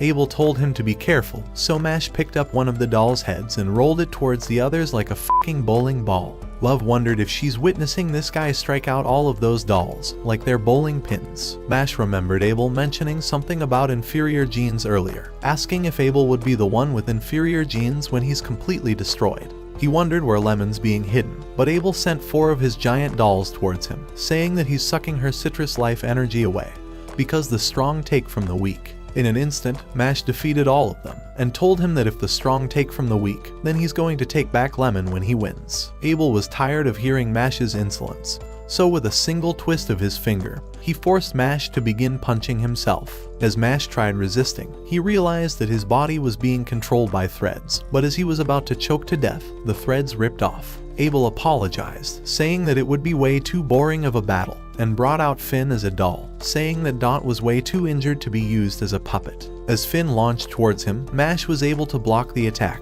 but Abel told him that if he lifts his hand one more time, he will rip his friend apart. With a cold glance, Mash asked him if playing dirty is the only way he could win. As Finn continued launching his attacks towards him, Mash took all of the blows until the axe completely broke off. While he had created some distance, Mash asked Abel if he still wanted the gold coin, and pinched it with all of his power. As it flied past Abel, it managed to rip the threads and free his friend while returning to him. He apologized because the coin must just be in love with him. After the sheer disrespect, Abel casted his threads towards Mash and told him that resisting would be useless because he will be nothing but a puppet. However, Mash told him that it doesn't matter what he becomes. He will make sure that he regrets lashing out at his friends. With his footing set up, he began destroying Abel's fingers and leaped forward, kneeing him in the face. As Abel fell back, he activated his ultimate ability, and Mash's body began turning into a doll. This was the only spell he was hoping not to use, but it was survival of the fittest, and he transformed Mash into a doll. In his eyes, he was nothing more than a clever rabbit, and began trying to take out his coin. He told him it was vain for a rabbit to try to become a wolf, but from inside, the only thing he pulled out was a cream puff. As he wondered what it was, Mash uppercutted him, and finally saw the cream puff that he hid in his robe 6 episodes ago. Abel wondered how he was able to still move after becoming a puppet, because his spell blocks all electric signals from the brain. The only possible way Mash could have moved was using the spinal reflex, the action of your body instantly reacting to external threats. In order for neurons to achieve that speed, they bypass the brain and communicate with the spine, so this was the only possible way for him to break out of that lock. In other words, having his cream puff taken away from him was the same as his entire life being threatened. With all of his powers having been completely destroyed, Abel decided to finally crush Mash with his ultimate spell. A giant doll appeared from inside. This was his Marionis second, the Harm Puppet. Anything within a 100-meter radius would be turned into a puppet with its invisible strings. So Strawberry Lemon realized she was finally going to become a doll. Abel told him these strings are different, because once his body is controlled, it will be completely disfigured. This was the end for Mash, because even against a rabbit, Abel resorted to using all of his power. He wanted to thank him for his time, but saw that his puppet had been completely annihilated. As he casted away the arm, Mash wondered if he was finally being appreciated. Love went on to tell us the physics-breaking bullshit Mash was able to pull off this time. In the instant that the strings touched one side of his body, Mash instantly snapped towards them and ripped the strings apart like a CSGO global elite. Abel thought it was impossible for such a human to exist, and Mash asked him why he's sweating. To Abel, Mash became the most interesting person he'd ever met, and launched his marionette towards him. However, Mash adjusted his footing and one-punch manned his entire toy. Abel finally realized what he never considered. As Mash teleported and activated his Erector Spy name magic, one thing became clear to Abel: he was the rabbit. His mother was the most compassionate person he'd ever met. Even though she was a noble, she tried giving everything away to those who weren't as privileged. But one day, his kind mother was stabbed as she was giving food to the poor. The murderer wanted to hoard all of the food to himself and stabbed her when she resisted. The way he thought of it, getting stabbed was just compensating for always having it so lucky. His mother, the only thing he ever cherished, was gone. He thought she was mistaken because the poor people didn't need her pity. The poor are nothing but burdens on society, and they can't live in harmony together. Mash told him, Don't care, still don't care, I don't care. He told him he wanted to hurry the fuck up and free Lemon since he lost. So Abel accepts his defeat and releases all the students. Mash thanked him, but thought that he wasn't the worst person alive since he did all of this for his mother. After Abel activated Mariona's liberation, Lemon fell into his arm and Finn came back to life. He ran towards them, and the fucking idiots started cheering like morons. Finn began referring to him as his hero, and Lemon called him her husband, but he was too busy juggling all the coins he earned. The morons continued Fortnite emoting until Lemon apologized about all of this, saying it's her fault. However, she wanted to say something one final time. She said she wants Mash to cream her puff. We need to move Lonzo. That ain't no problem. Huh? That ain't no problem. Mash told her he'll gladly do it, so she punched him in the face. Dot wanted a punch too, so he already punched himself in the face. Once he joined them back, the moron squad began celebrating once more. The only person missing was Lance, and as he walked around the campus, Rain told him to wait. He noticed that he doesn't belong in this school, and nearly annihilated Lance out of existence.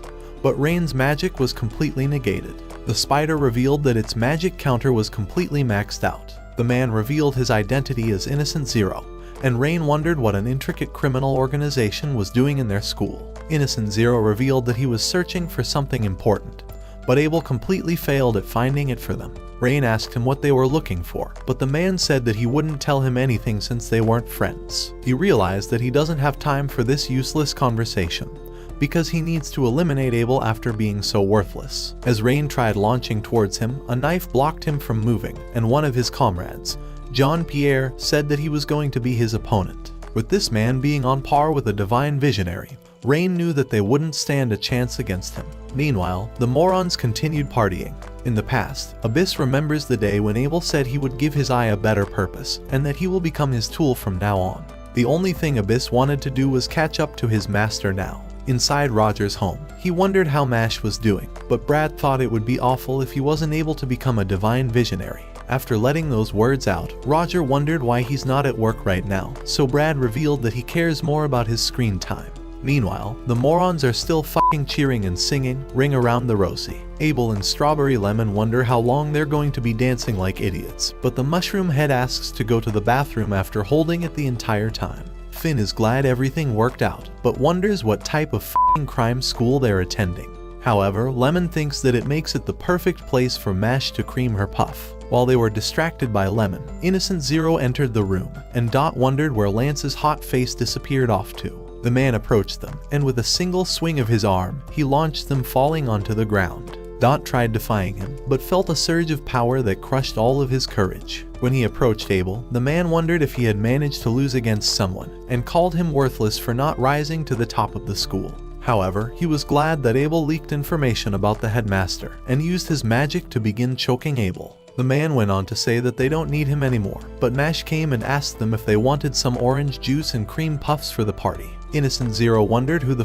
that dumbass was, and Lemon said it wasn't time for him to be creaming her puff. A fly landed on Mash, and started itching his nose in a very interesting way, causing him to sneeze and blow all of the cream puffs towards the man.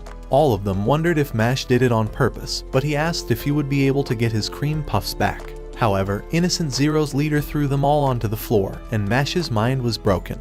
The leader called Mash insolent, but felt giant headache crushing his head, and he wondered if Mash was the source of his pain. There's no way someone as ugly as him could be the one they were looking for, the leader thought, but remembered that he needed to be a villain in this episode, and used his magic to raise Abel. As he casted a stone spear towards Abel, Mash began running, and in the last instant, Abyss Razor appeared to shield Abel from the blow. Mash ran to see his friend, but Abyss apologized because they won't be able to eat cream puffs together anymore. Mash walked closer and handed him the handkerchief he had, and the leader realized why his attack wasn't fatal. In an instant, Mash had thrown a rock at his shoulder to redirect his spell's trajectory, and he realized that Mash was going to be a real threat. Still, the man thought Mash was a spineless moron for helping Abel, but Mash crushed the ground beneath his feet, and was determined to finish him off. With a swing of his leg, he launched a rock towards the leader, but he blocked it with his bare hands and licked it, calling him quite the rebel.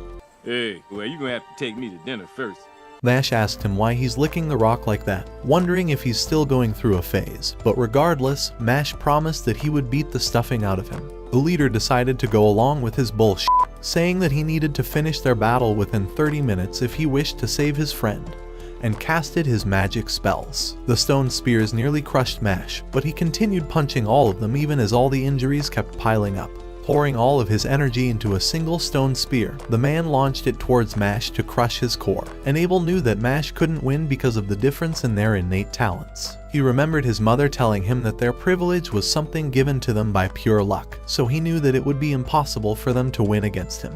Even Abyss was a fool for trying to protect him, but Mash told him that he was probably happy. After all, he was alone throughout his existence, so when a person actually needed him, Abyss was finally able to find purpose in his life. In the same way, Mash wondered how he would have felt in that situation, so he's determined to save him, especially since they promised to eat cream puffs together. Abel remembered his mother's full words, saying that regardless of talents and birthrights, they're all coincidences, so he should always remember to put himself in another's position, because if he can do that, he will be just a little kinder to others. Mash crushed the spear standing in front of him, but the leader began casting carbon rain once again towards Mash. Abyss finally woke up, and remembered the way everyone ran away from his devil eye. He was sad to have ever been born, and continued being isolated until the day Abel had learned about his eye. Abyss had promised that he would hide it away from him, but Abel asked him if he could use the devil eye for his sake. And when Abyss said he didn't want everyone avoiding him as well, Abel said that he didn't care about any of that.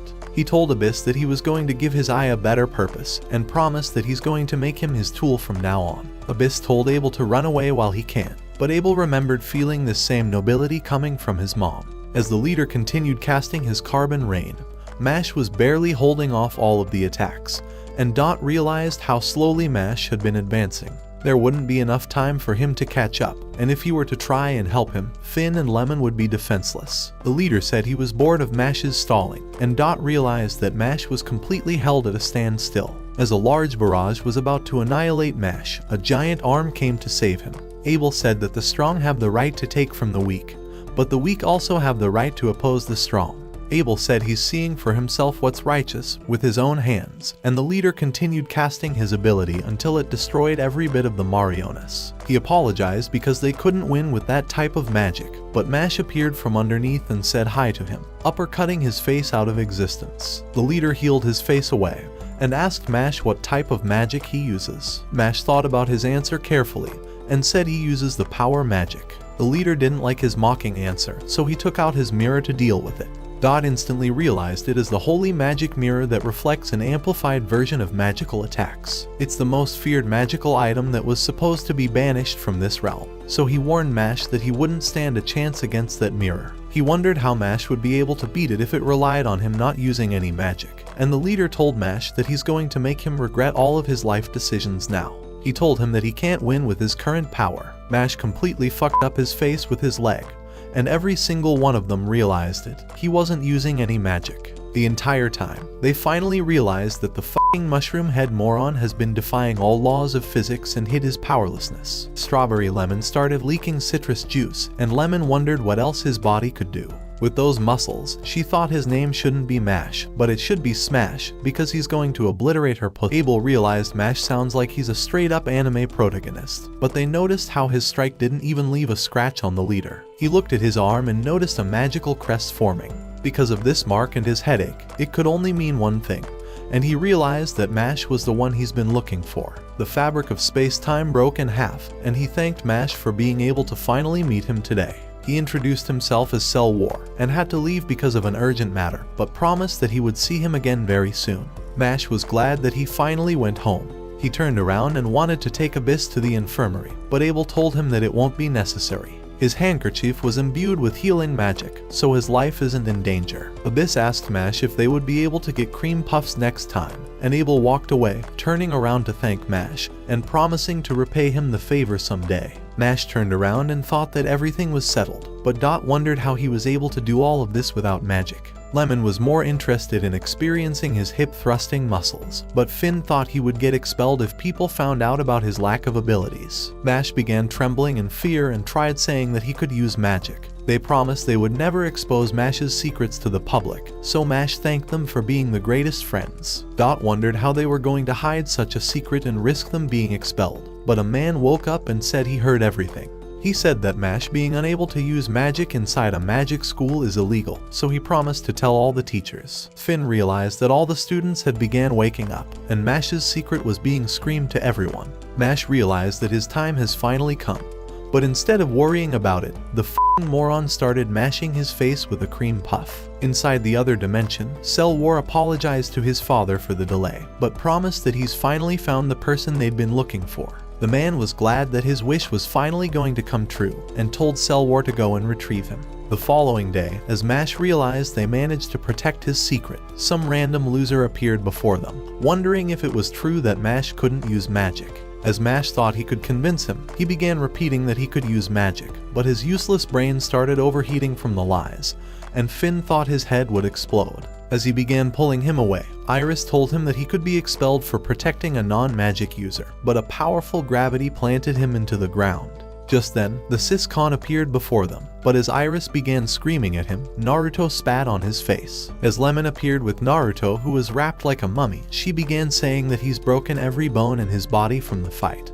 But the useless moron wished Lemon would break his bone already. Inside their dorm room, they decided to celebrate defeating Lang. However, Abel and Abyss were sitting at the same table, and the sight of their haunting faces made Finn wonder why the serial killers were among them. As Lemon offered to give Abyss a taste of her juice, the poor simp began to climax, so Abel told her that he was still a virgin and hasn't talked to any girls in his life. But as he met her gaze once again, Abyss climaxed even harder. At the same time, Strawberry Lemon was swallowing Naruto's meat, while Lemon wanted to shove her creamy puff inside of his mouth. Oh shit, here we go again.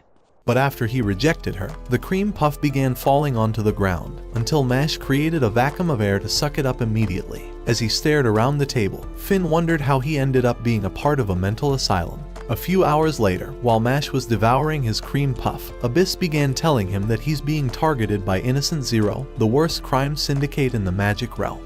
Meanwhile, the ugly purple-haired loser had managed to sneak behind the door, thinking he would find proof that Mash was a non-magic user. But before he knew it, Abel appeared before him, and as the sight of him caused Iris to scream in fear, he ran off immediately. Inside the room, Lemon began asking Abyss if he was ready for a taste of her juice, but the simp was glad he was wearing white clothes. Just then, a bird flew through the window, tossing the mushroom head of paper, but as they decided to read it, they realized he was screwed. The next day, Mash arrived for his judgment, as the principal began saying that concealing his inability to use magic was a lethal crime, and told him that he's a threat to the existence of their world. After all, the gods had bestowed humanity with magic, so a person who rejected the gift of the gods deserves to be executed.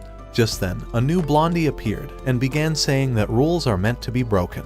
Just then, he threw a card at the floor, and as it materialized into a candle, he told Mash to light it up without touching it. Seeing as magic was the most important thing in their world, he told Mash that he could only change the world by revealing a greater miracle than magic. The principal thought it was impossible, but as Mash revealed his magic wand, he began rubbing it against the ground with tremendous speed, until a huge flame erupted, lighting the candle with his broken strength. At that moment, Mash realized what he needs to do, and revealed that he would sway everyone over with his fist. At the same time, the other divine visionaries were heading towards the chamber, and the leader swore that he would execute anyone who couldn't use magic. Inside the chamber, Mash was asking if they would let him go home already, but before he could leave, grains of sand wrapped around his leg, and a mighty sand blast blasted him. However, Mash was unscathed as he merely blocked all the sand. As the group arrived, Order began saying that there could be no exception to the rules of the academy, and said that Mash must be executed to atone for his sin. Just then, the principal appeared before them, oozing with a dark aura. As he revealed his puppet eyes, he said that he was Innocent Zero, and began saying that Mash belongs to him, so they realized that his body has been taken over by a magiparasite. No amount of magic has ever been able to peel one off, so the host would never be able to return to life. When Ryo realized that Innocent Zero was declaring war on the Bureau of Magic, he revealed that he would remove the magiparasite. But before he would, Mash ripped it out of him. But as Ryo wondered if he's lost his mind, the parasite entered his mouth immediately. However, he managed to spit it out, and a useless kid realized that he tied it up like a dog balloon.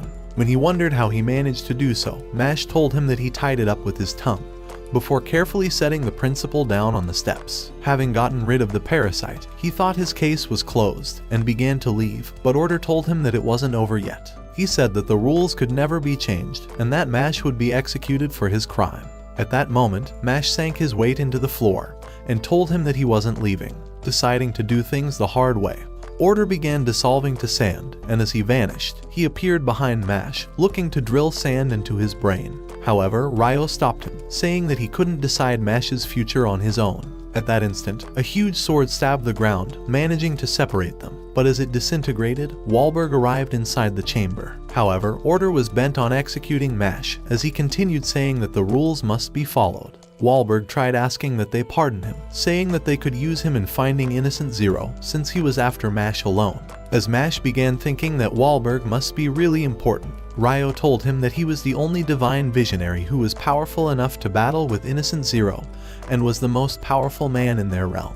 However, Order would not be persuaded, saying that the regulations must be maintained and that Mash must be killed. Desperate to persuade him, Wahlberg decided to take off his hat and began saying that Mash was a special kid who had a way of swaying people's heart over to his side, and he thought he would eventually change their world if his life was spared. At the same time, Rain decided to go down on one knee, but the stubborn ugly loser began saying that their decision could not be reconsidered. At that moment, the principal appeared and asked that they make Mash an exception. After all, the only reason he's still alive right now was because Mash was able to rip off the Magiparasite, and revealed that he would bear the consequences of letting Mash continue living. So having no other choice, Order decided to agree, but said that Mash would be used as a pawn to lure Innocent Zero out of hiding, and that he must become a divine visionary candidate if he wants to defer his execution. Were he to fail, he would be killed immediately, and Mash agreed, but as he raised his fist, he punched the floor, nearly shattering it. So as the smoke cleared, he told them that he would beat Cell Wall and the entire group with his fists. Meanwhile, the other dimension was shivering from the impact of Mash's blow, and Cell Wall's father wondered who was responsible. Later that day, after Mash revealed everything to his friends, Naruto said that they should go out and have some fun. A few hours later, Finn realized that Naruto must be doing this to help Mash feel better, but wondered what everyone would be wearing since they never leave the academy. At that moment, Naruto appeared in a full suit of armor, and Mash started rolling to Finn while working out his abs, and Finn began losing hope until he saw that Lance was dressed normally. This is a sickness of the highest order. As the group of psychos began walking through the street, Lance revealed that he intends to get a new wand, having discovered that the Divine Visionary exam was only a few days away. He thought it's to their advantage, seeing as they already acquired enough coins to take the exam. At that moment, they arrived at the wand shop, and as they entered, a short, disgusting old man with ridiculously long earlobes welcomed them inside, and Finn wanted to be the first one to take a wand. So as a magical aura began emanating around him, he summoned a wand from the wall, and the old man revealed that the wand was the one who chose its master. As Lance realized they were ripping off Harry Potter once again, he summoned a better wand at that instant. Just then, he began suggesting that Mash summons a wand of his own, but as Finn was afraid he would discover that Mash has no magic power, Mash decided to give it a shot. However, as he decided to try his luck, he noticed a wand on the floor, but the ground began to tremble. The man told them that the wand has been stuck to the ground for the last 1,000 years, and said that no one could ever pull it out. He thought it would stay stuck forever, because it even had a pond of fairy water underneath, but said that neither the strongest men nor the greatest magicians could ever lift it. Hearing these words, they began screaming at the old man to shut up before it was too late.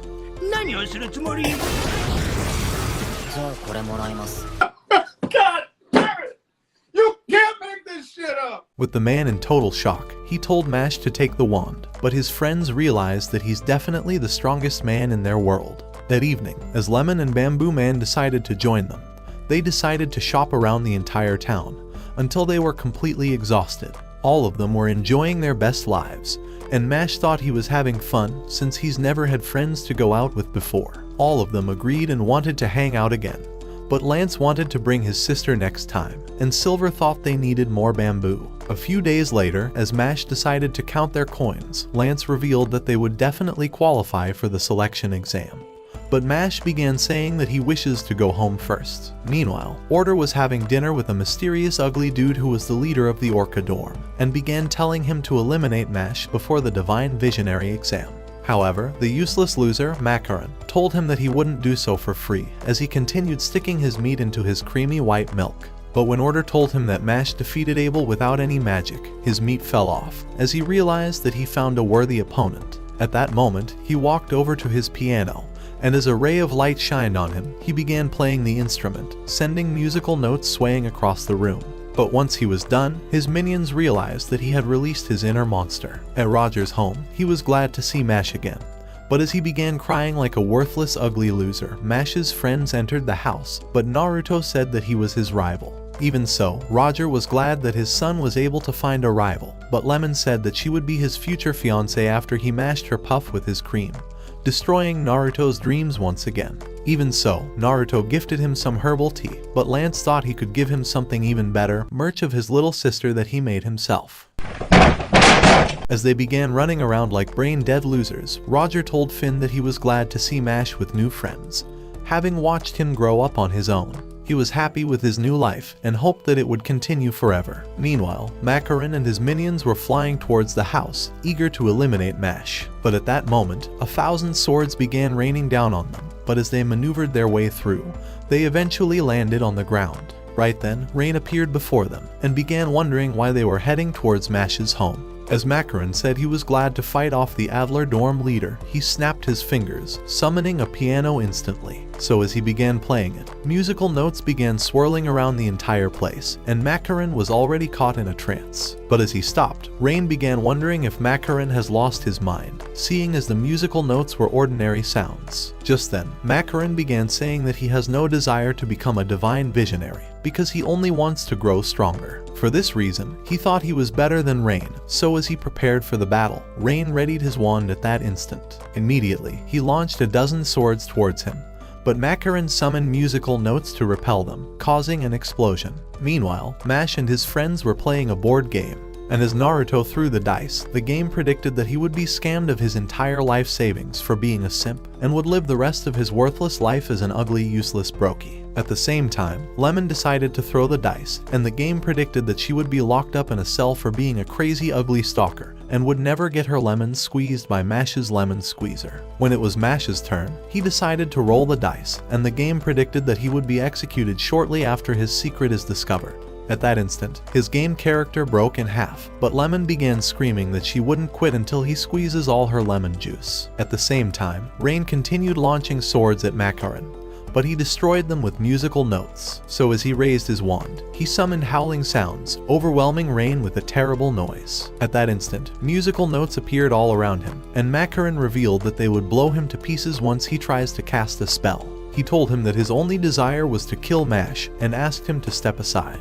However, Rain began saying that Mash is a special dude who deserves to be given a chance, and began oozing with a flaming aura. In that moment, a third line stretched down his face, revealing that he's not only chosen by magic itself, but also chosen by the gods. Meanwhile, Mash decided to play the game once more, and as it predicted the same future, he decided to leave the house, but Naruto thought the prediction must have made him sad.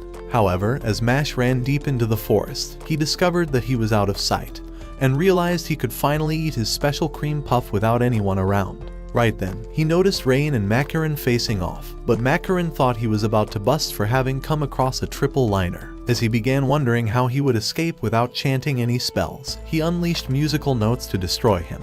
But at the same time, Weilberg revealed to a special moron that third liners had an ability no one else possessed. It was the ability to awaken the power of the gods laying within the wands, and Rain used that power to repel the musical notes at that instant. While Macaron was wondering how he managed to do so without casting any spells, Rain summoned Ares, the powerful strength of the gods. So as he held his wand, it began transforming into a sword cane, causing black partisan across the sky. So as Macaron summoned Sound's shield, the ground shattered, and a powerful blast went through the forest. As the smoke cleared, it revealed a deep trench in the ground, and Mash appeared at that moment. As he decided to thank him for fighting off Macaron, Rain told him that he was just a rabbit that needed to get chased away. But Mash thought that Rain must really like rabbits, so he told him to win the Divine Visionary Selection exam, seeing as it was only a few days away, and told him that it was the only way to prove himself. Meanwhile, Macaron managed to survive the blast, but with his men already wounded, he decided to retreat in the meantime. That night, Roger apologized for not giving Mash an easier life. However, Mash told him that he's happy to have him as his father, because if it wasn't for him, he would have never survived, and would have never had the chance to be happy making the friends he did. A few days later, while the students were gathered in the arena for the selection exam, Mash began making his way outside. But as Order appeared before him, he told him that he doesn't belong in their world, and would never allow him to be acknowledged. However, Mash decided to reveal his GigaChad muscles and began flexing his biceps in his face. But as he began to leave, he told Order that he would defeat him and prove himself. However, as he entered the arena, all the students realized he was the non-magic user and began screaming at him to go home. Thinking that Mash was under great pressure, Finn tried telling him to ignore the noises, but realized that even Mash was ready to go home. However, with all the candidates set, the announcer began revealing that this was an elimination game, and called it a dead or alive exam. Their task was to find the hidden key inside the bladder of a troll goosefish, which could only be popped with magic. At the same time, Dettervents have been prepared to haunt them, so the announcer told them to try and escape from the monsters. This was the only way to make it to the main exam, and as Rafflesian mirrors appeared inside the arena, the announcer revealed that the entire audience would be watching them. As Finn began crying like a hopeless loser, a mysterious door materialized before them, and Mash was teleported inside a new dimension. At the same time, one random loser began wondering how he would find the key, but a giant monster appeared before his eyes, and as he blasted it with a spell, the beast was unscathed. At that moment, the loser realized that the Dettervents are immune to magic, and as it hacked his useless body, he was teleported back to the arena as the first candidate to be disqualified. Just then, Naruto realized that his best hope was to run away from the monsters, but began wondering how he would find the key. As the announcer began saying that the exam was meant to discover how they would survive against a monster that was immune to magic, she screamed for them to run away. However, Mash decided to fight, and punched the Dettervent in the belly, shattering its bowels, and leaving the entire audience stunned. As they realized that the monster was down from a single blow, the random loser thought that Mash was definitely crazy. However, as Mash began thinking he could finally start looking for the key, the Dettervent rose up again, having recovered from the blow. The monster was a phantom, and had been imbued with instant healing magic which helps it to recover from all attacks. So as Mash realized that fighting it was a waste of time, he began running from the beast. Just then, he started shrinking from a magic spell, and after he realized he has grown smaller, a dude revealed himself from a bush. He introduced himself as Max, and as he told Mash that the beasts were highly sensitive to sound, he suggested they stay quiet, and decided to reverse the spell. A few minutes later, Max told Mash that the Dettervents were patrolling the area where the keys were hidden, and suggested they trail them. So as they began following one of the monsters, the mushroom head tripped on a stone, but managed to defy gravity to stop himself from falling. Once the beast was gone, the mentally ill morons began pointing to the giant balloon, and as they realized it's what they've been looking for, Mash suggested they inflate it until it bursts. However, as he touched the bellows, a loud honk went off, and the beast began chasing them. But a few minutes later, they returned again, realizing the bellows actually call for the monsters. Max suggested they destroy the bellows, thinking the key would fall right off, but after doing so, they realized that the key was still inside. As Max tried coming up with a new plan, Mash realized what they had to do. So as Max began following his plan of casting a spell to increase the size of the balloon, Mash started break-dancing towards it, and all the students wondered if he was a moron off his meds. However, as he began spinning around, he created a massive tornado to inflate the balloon, forcing it to increase until it eventually exploded. At the sight of this, the students thought his body was a weapon of mass destruction, but Mash took his key to complete the mission. At the same time, Lance managed to inflate another balloon until it burst, and as he retrieved the key, Naruto retrieved his own, but started running away from a beast. With Mash and Max finally safe from the Dettervent, Mash tried giving Max the key, but he realized that Mash truly was a good-hearted guy, so he told him to keep the key before pointing him towards the exit. He said that Rain already spoke about him and said that he would find his own key, but as Mash ran away, he thanked him. Just then, Max's eye got slashed, and Carpaxio appeared before him. Meanwhile in the arena, nearly all the candidates had arrived, but as Mash appeared, he realized that Naruto was wounded, and as he told him that he managed to also find Finn's key, he collapsed from exhaustion. Right then, Max entered the arena, and as Mash began thinking he made it, the loser passed out on the ground. At that moment, Carpaxio arrived, and the announcer revealed that he's the last candidate to qualify. But he stepped on Max's head and called him a useless ugly weakling who never deserved to become a divine visionary. However, as Mash appeared before him, he threatened to punch his useless face if he didn't stop. But Carpaxio said that he's unstoppable and could do whatever he wants. Just then, a girl appeared with his drink, but as he decided to spill it on Mash's face, saying that weaklings didn't deserve to talk to him, Mash managed to drain it into his cup. Immediately, he made it into a protein shake and gulped it down his throat. And although Mash said that Carpaxio was calling him a weakling, he still hasn't met anyone stronger than himself. Hearing these words, Carpaxio decided to confront him. But as they faced off, the announcer screamed at them to save their fight for the next exam. At that moment, 3 objects materialized above the arena, coloring their robes into 3 separate groups. The announcer revealed that their next exam was called the Life Crystal, and said that their task was to protect their individual crystals while destroying their opponents. One team would be disqualified once their crystals were all broken. But Finn wondered how Lance would cope in a different team. Right then, the crystals descended from above, and as Finn examined his own, he realized that they couldn't afford to break any crystals.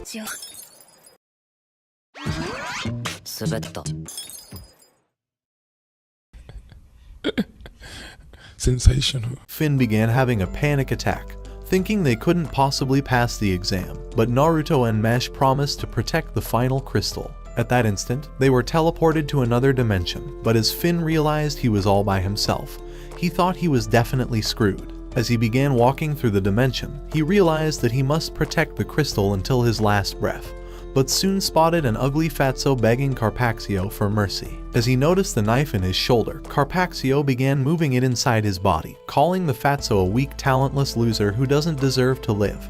But the sight of it made Finn shiver in fear. At that moment, Carpaxio squashed his crystal, and Finn realized his life would be over if he got spotted. As Carpaxio began to leave, Finn hid behind the wall and decided to make himself invisible. However, as he decided to take another look and realized that Carpaxio was truly gone, he thought his magic must have worked. But at that instant, Carpaxio appeared behind him, wondering why his ugly face was here, and a goddess revealed herself. As Finn realized she was Carpaxio's guardian, she vanished at that instant. Right then, Carpaxio remembered Finn's pathetic face and realized that he was the well-known loser who barely passed the entrance exams. So he commanded him to hand over his crystal, because he was too useless to deserve becoming a divine visionary. Afraid it would be the end of Mash's hopes, Finn realized he couldn't possibly hand it over, but blood spilled out of his body at that instant. Carpaxio told him that he's a weak loser and said he could never escape. On top of that, this was the only way to save himself, so he told Finn to hand over the crystal before he ends his life. However, Finn thought he could create a distraction, so as he raised his wand to cast a spell, he managed to escape while Carpaxio was waiting for the stalactites to fall down. But as he decided to follow him, thinking he would easily catch up, Finn activated his spell, teleporting him deeper into the cave.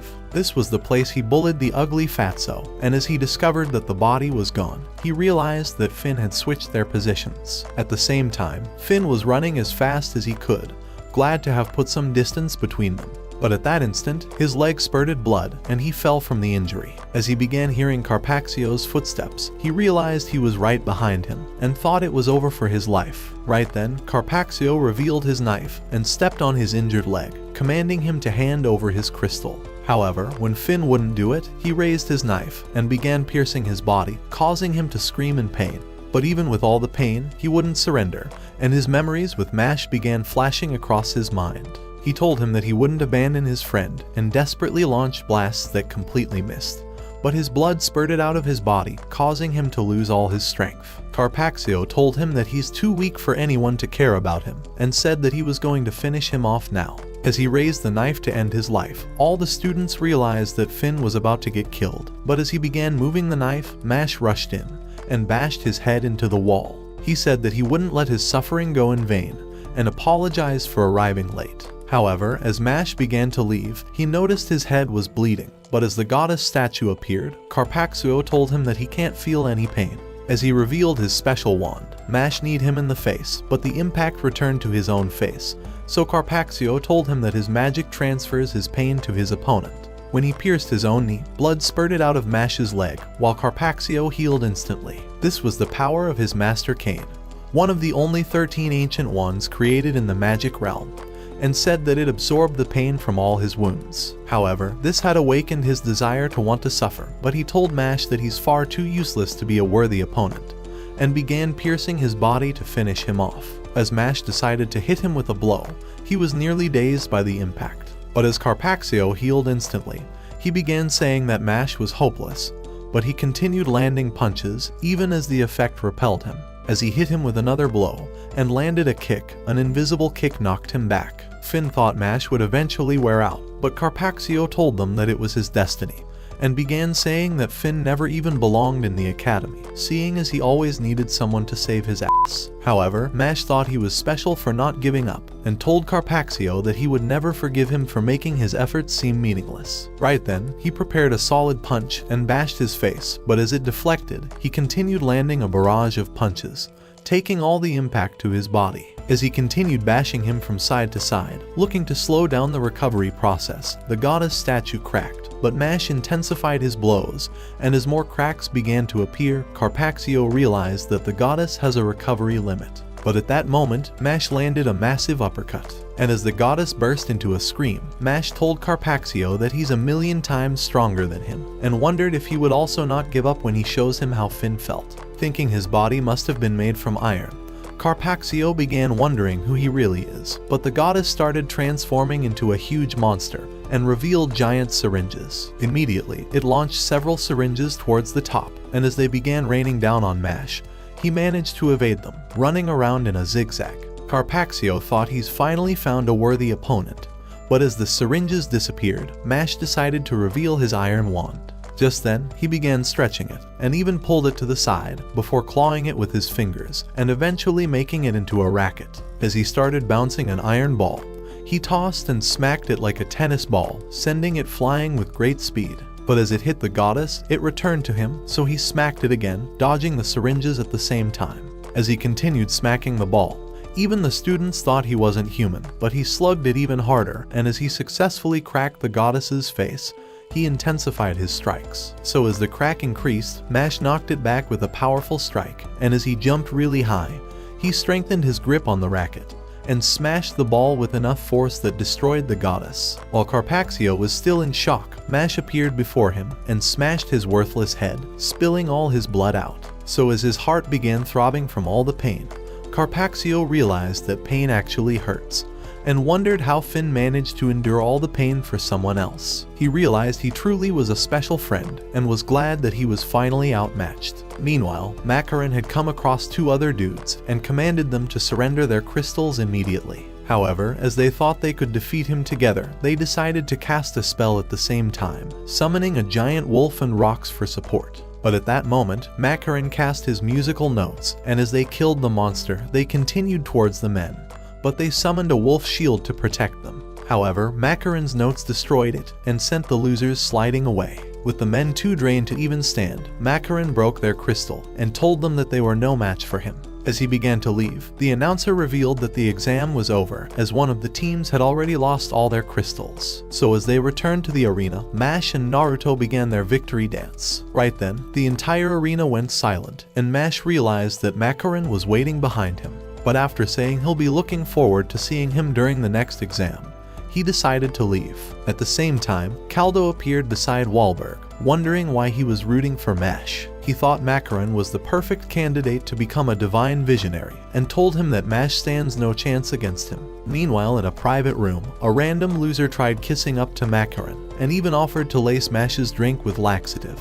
But Macaron cast him aside with a finger, and threatened to kill him if he interferes with the contest. He was craving an honorable battle, and even warned Walmart Harry Potter to stay away from the fight. On the other side of the campus, Mash thought the power of friendship would allow him to become a divine visionary, and Naruto was serenading him with a violin.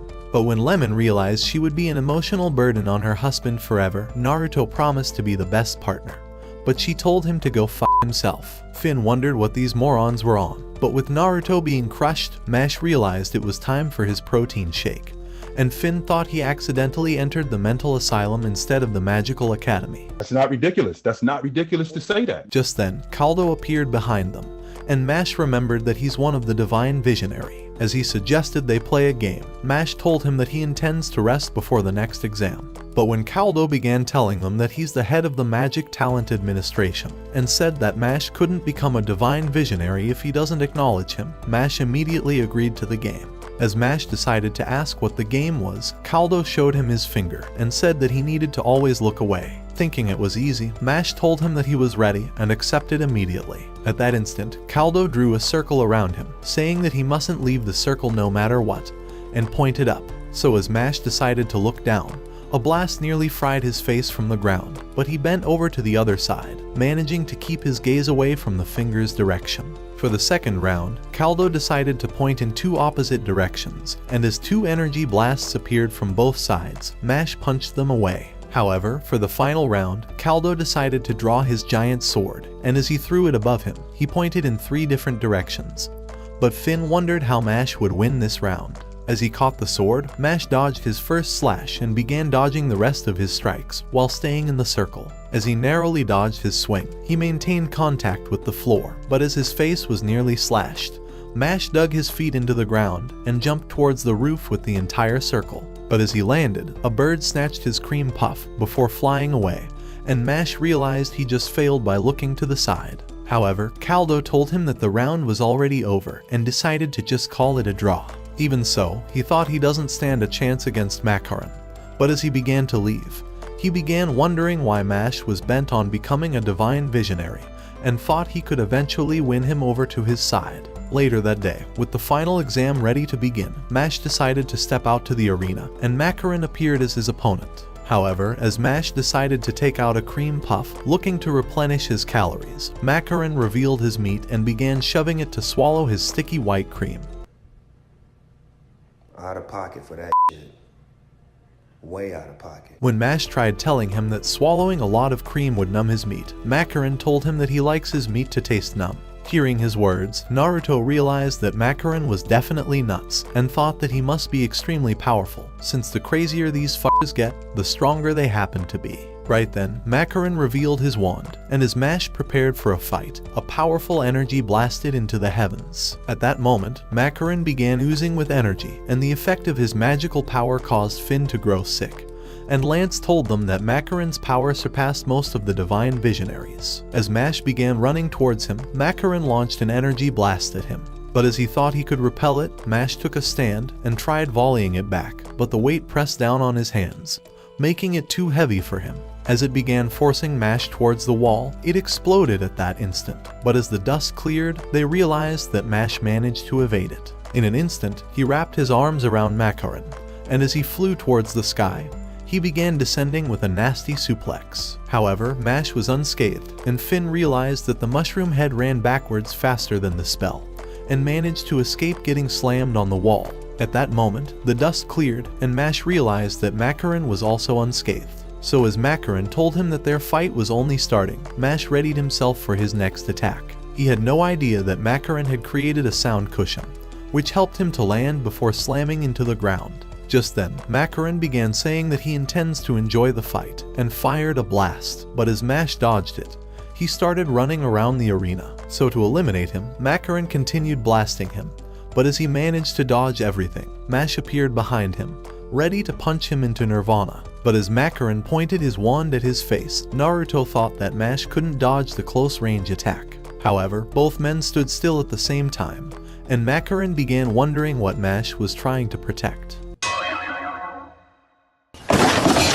As Makarin told him that they can't have a proper fight while he was distracted, he decided to give it over to a girl, and Mash wondered if this was the chivalry he's always heard about. However, Finn thought both of them must have lost their minds, and Lance realized that they were still determining each other's powers. At the same time, Kaldo thought that Makarin's second spell would be enough to beat Mash, but wondered why the fuck attack, no one questioned Mash, claiming he used spine magic. At that moment, Macaron decided to unleash Fa Sound, a deafening musical note that formed as a fist. As it rushed towards Mash, he tried to punch through it, but it went through his body, bursting his eardrums in that instant. As Macaron began saying that Mash was no match for him, he launched another Fa Sound that pushed him all the way back, before blasting him with another wave that dragged him back even further. At that instant, his entire brain exploded, and Mash realized that he couldn't dodge the attack. Thinking the battle was a waste, Macaron decided to summon his sound orchestra, looking to end the fight. And as giant horns surrounded Mash, they began emitting a powerful wave of sound that shattered rocks to bits,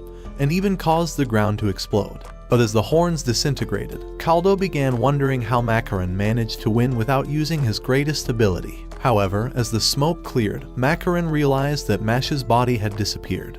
But as he grabbed his ankle, he pulled him into the ground at that instant, nearly burying his entire body. As Mash emerged from the ground, Finn realized that he had dug into the floor right before the sound overwhelmed him, and after managing to dig deeper, the sound waves had completely dissipated. At that moment, Mash prepared his quadriceps magic and hit him with a guillotine kick, sending him flying far away. However, he wasn't finished, so as he landed on top of him, he began bashing his face with a barrage of punches, and all the students thought that Macaron would need even more face surgery to fix his disgusting face. But in an instant, he jumped back, and as the dust cleared, Macaron managed to stand, telling him that he's ready to get serious, and would take him on his true form.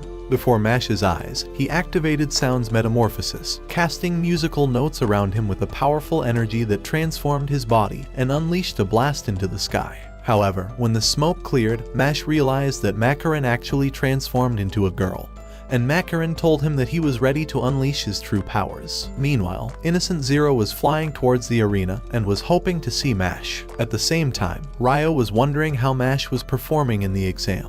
But as LeBlanc burst inside, he told him that Innocent Zero was heading towards the arena. Ryo remembered that he had appeared during Mash's trial and thought he was coming for him. Inside the arena, Macaron began telling Mash that this was his true form, but said it only reveals when he unleashes his second. And as he snapped his fingers, he teleported to Mash's side, blowing a kiss that paralyzed his body with a deafening sound. Lemon was about to destroy the entire world. But as Macaron began saying that he can unleash more spells this way, Mash tried landing an uppercut, but he teleported instantly. When Mash wondered where he went, he realized that he had teleported to the top of the arena, and with another snap, he landed a kick on him, sending Mash crashing to the ground. Just then, he began snapping his fingers, teleporting across the entire arena. And while rushing as fast as the speed of sound, Macaron became invisible, because Mash could only catch him if he manages to move faster than sound itself. So as Macaron continued teleporting away from Mash, he kicked him back before following with a jab, and as he punched him up, he knocked him down instantly. However, Mash managed to stand, but as Macaron snapped his fingers once more, he rushed towards him with lightning speed. But as he kicked the wall, he realized that Mash had escaped already. Before he knew it, he appeared next to him, but Macaron wondered how he managed to evade his attack. Mash had intentionally held the wall to feel the snap of his fingers, since sound traveled faster through solid objects than through the air, so he was able to determine his attack before he even got close. After Mash's overpowered ass broke the laws of physics again, Macaron tried snapping his fingers, but discovered that his hand was covered in Mash's white cream, and couldn't possibly make any sound. At that instant, Mash clotheslined Macaron's head, crushing him into the ground. However, as Macaron managed to stand, he told Mash that he has turned out to be a worthy opponent, and decided to summon his second sounds. At that moment, a mighty blast shot into the sky, revealing a giant bell. As Macaron began telling Mash that the sound would incapacitate everyone who hears it, he told him that it's called a death knell. Once it rings out, it would spread across the entire arena, and would turn everyone who hears the sound into a vegetable. The only way to stop the spell was to take Macaron's wand, so Macaron told him that he has only 1 minute to do so. And as he let out those words, he snapped his fingers and began teleporting around the arena. But every time Mash tried to catch him, he teleports away just in time. With 30 seconds left, Macaron continued teleporting, but the bell was already starting to heat up as Mash landed hard on the ground. However, he managed to stand, so before he would lose the battle, he dug his hands into the ground and raised up a giant wall, pushing it down on Macaron. So as he burst through it, Macaron tried escaping to the left side, but as Mash nearly followed him, he decided to move in the opposite direction. Even so, Mash changed his course, and as Macaron realized it was a feint, he thought he already gained enough distance anyway. However, Mash managed to catch him with his pinky, and dragged him all the way back, before smacking off his wand and snapping it instantly. As the bell disintegrated, Macaron realized that he's already lost this fight, and decided to accept defeat. At that moment, all the students were excited about Mash's victory, and even Finn began to cry. Caldo thought he's truly special. But as Mash tried to leave, a powerful tremor overwhelmed the arena, and as a crack appeared in the sky, it shattered, creating an opening in the fabrics of space. And as a dragon emerged, Wahlberg realized that Innocent Zero had arrived. Before their eyes, he raised a finger towards the sky, and froze the entire world at that instant. So as they materialized in the arena, Innocent Zero was glad to come across Mash, calling him his son. With Mash's GigaChad body, he thought he would be complete once he merges with him, but Wahlberg materialized before him, saying that he wouldn't allow him to take Mash away. Just then, a skinny ugly loser began thinking he could eliminate the senile old man, revealing a pair of scissors. But Wahlberg caused a giant axe to appear before his eyes, nearly slicing his worthless body in half. With the loser scared for his life, Wahlberg screamed at them to back off, but Innocent Zero told him that they weren't leaving without Mash. Wondering what his true motive is, Wahlberg decided to ask why he came to take Mash away. So Innocent Zero told him that he intends to become a perfect human. Hearing these words, Wahlberg realized he had truly taken the dark path, so as he revealed his triple lines, he told Innocent Zero that he wouldn't allow him to take Mash away. At that moment, Innocent Zero revealed his own triple lines, as thick red energy began surrounding him.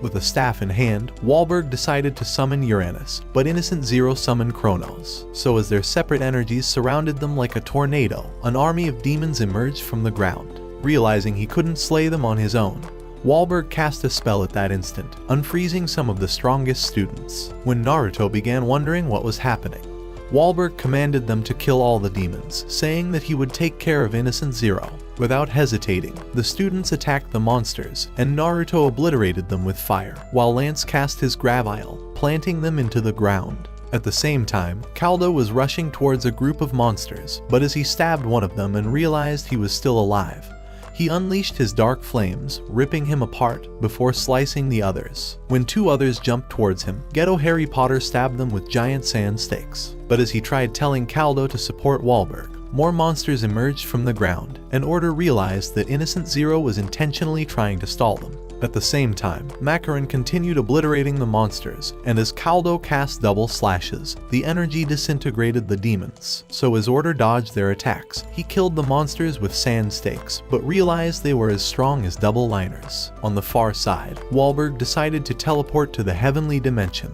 and told Innocent Zero that they can finally start their own battle. Back in the arena, Lance and Naruto spotted a giant thorny tower, and as they noticed Cell Wall on top of it, they remembered that he had knocked them aside only a few weeks ago. At the same time, Caldo and Order also noticed the giant spikes, but Caldo wondered if Cell Wall intends to drop it on the arena. At that moment, a massive tower appeared before their eyes, and Macaron realized they weren't going after Mash, so he knew this was all a trap to capture him. Hearing those words, Naruto screamed for Mash to find Cell Wall, since he was the only one who could defeat him. Immediately, he ran off, but Naruto wondered how he would ever be able to climb up the tower. However, when Mash arrived, he decided to bash the tower with a kick, and the mushroom head began using his broken abilities to chip it piece by piece until there was nothing left of it. As Cell Wall began saying that he was glad to see him again, he told him that his black diamond wouldn't disappear unless he was defeated. However, Mash already forgot who he was. Inside the arena, the boys continued annihilating the monsters, but as more of them kept appearing, Naruto thought it would never end. Just then, he noticed a crying baby, but as he wondered how it appeared, he transformed into a baby at that instant. As the enemy revealed himself, saying that he has the Criminal Cane, one of the 13 evil ancient wands in the magic realm, he revealed that it turns his targets into ugly, filthy infants. Due to this magic, he was certain that Naruto would die as a useless, disgusting baby, but Naruto thought he could blast him with his magic.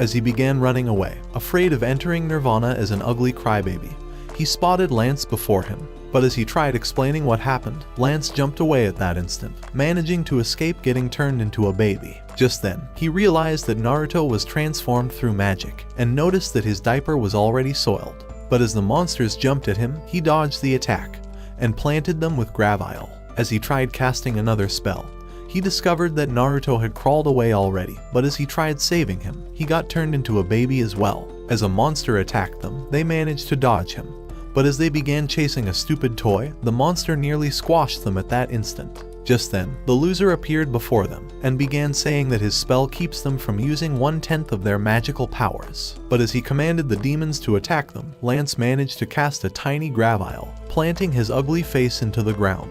Even though they had 1/10 of their magical powers, Lance decided to concentrate all of his powers into a small portion to crush his enemy, and Naruto realized how truly powerful his friend was. So as the spell wore off, they transformed back into their true form. Meanwhile, Ryo and LeBlanc were flying towards the arena, and as LeBlanc wondered how Wahlberg and Innocent Zero managed to know each other, Ryo revealed that they were trained by the greatest magic user. He told him that his name was Adam, and said that he was the greatest dark magic user in their entire world, who even created the Magic Academy. Wahlberg and Innocent Zero had been his best students, but Ryo realized that their world would be over if Wahlberg loses to him. At the same time, Innocent Zero decided to reveal his faceless head. But as Wahlberg realized the atrocities he had committed, he decided to grow back his face. He said his only desire was to kill him and take Mash away, so he can achieve his self-embodiment of perfection. So as he decided to cast the Living Dead spell, summoning a mystical clock and an ancient coffin, Wahlberg realized that he intends to use one of the forbidden spells. At the same time, Cell Wall was angry that Mash had no more memories of him, and nearly crushed him with a lance, before threatening to execute all his friends. So he launched more lances at him, causing an explosion. But as Mash managed to escape, he began running over the lances, making Cell Wall grow angrier. And as Mash managed to maneuver his way through, he landed a heavy blow, sending the loser crashing. The other time they faced off, Mash had barely managed to defend his attacks, and Cell Wall wondered how he grew so strong already. In the sky, as the chains of the ancient coffin started splitting, it opened to reveal the body of Adam. While Wahlberg was in shock at the sight, Innocent Zero began saying that he's managed to acquire the magic that restores life from fragments of flesh. But even though he couldn't restore their master's consciousness, it was still enough to destroy Wahlberg. At that moment, an ugly loser began pulling Adam's strings. He was Necros, and he revealed that he would be Adam's puppet master. He wondered if Wahlberg could attack the body of his former master and unleash dark energy on him. But as Wahlberg managed to shield it, he realized it was Adam's true powers, but repelled it anyway. Wahlberg told them that he would protect the magic realm no matter what, but Necros unleashed Dark Impact, blasting a hole through a mountain. However, with Wahlberg unscathed by the attack, Necros launched Dark Snake, eventually burning Wahlberg's robe. At the sight of this, Wahlberg realized that Necros had awakened Adam's magical powers from the time he was in his prime. And with Adam's dark magic renowned for obliterating everything it touches, Necros had expected that Wahlberg's magic would be sent into a void.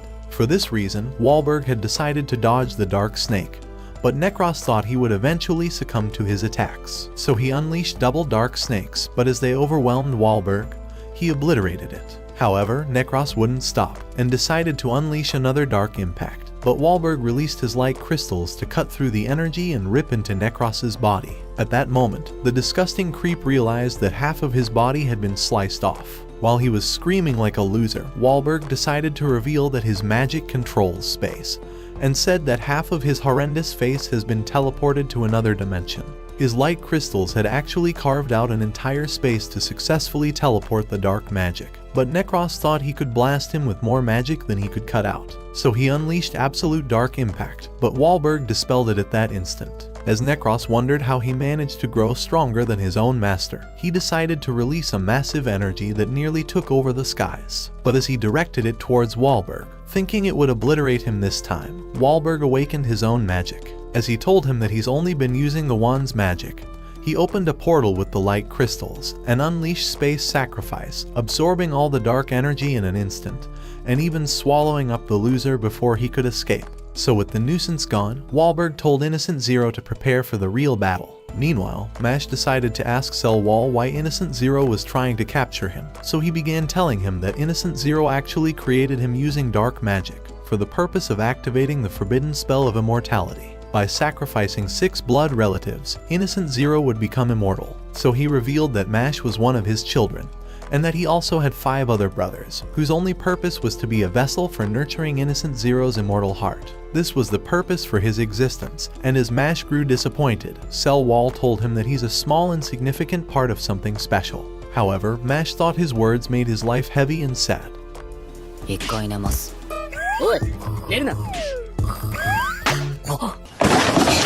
But as he woke up again, he realized it wasn't a dream, and wondered if he was one of the brothers. Cell Wall told him that he wasn't, but revealed that he's a clone created by Innocent Zero's own blood, and that his entire existence was to help him to possess Mash's body. He thought it was the greatest honor of his worthless life, but as he began saying that Mash's life was far more useless than his own, Mash punched his disgusting face, knocking him to the ground. He told him that he controls his own destiny, and asked Cell Wall to attack him with all his magical powers. Deciding to unleash it, Cell Wall activated his triple lines, and as he summoned Hephaestus, massive energy burst out of him, revealing huge diamond cutters. Cell Wall told him that this was the full power of his wand, and caused the energy to shoot into the sky. He told Mash that his heart was the only important part of his body, and threatened to slice him until there was nothing left. So as he directed the diamond cutters, Mash luckily dodged them, but Cell Wall told him that they wouldn't stop until he's cut to pieces. As Mash dodged them again, he noticed a cut on his face, but continued evading them with his incredible flexibility. As he began running at Cell Wall,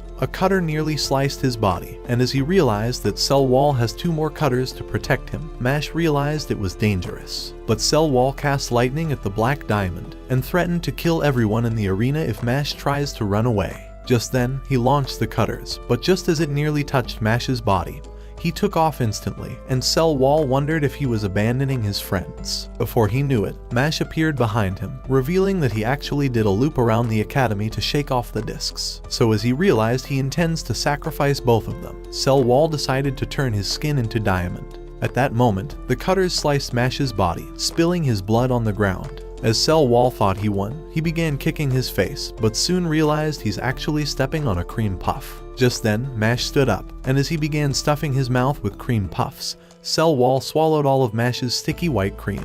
As he began losing consciousness, Mash held him tighter in a choke hold, because right before the cutters hit him, he had put pressure on Cell Wall's carotid artery, and managed to cut off his oxygen supply, causing the discs to disintegrate just as he passed out. At the same time, the black diamond shattered to bits, so as he dumped his useless body, Mash told him that he would protect the academy until his last breath. Meanwhile, Ryo and LeBlanc were still flying towards the academy, but as soon as they reached the boundary, LeBlanc's worthless body froze up at that instant. But as Ryo managed to stop, he discovered that even the birds were frozen. At that moment, he realized that Innocent Zero must have froze all time, so with LeBlanc completely useless, Ryo decided to abandon him. As he arrived inside the arena, and came across the others, he began wondering if Mash was safe. When they told him that he was, he realized that Mash was eating a cream puff, and noticed that Cell Wall had been knocked unconscious. Just then, Caldo revealed that Wahlberg was fighting Innocent Zero on his own, and had teleported to another dimension.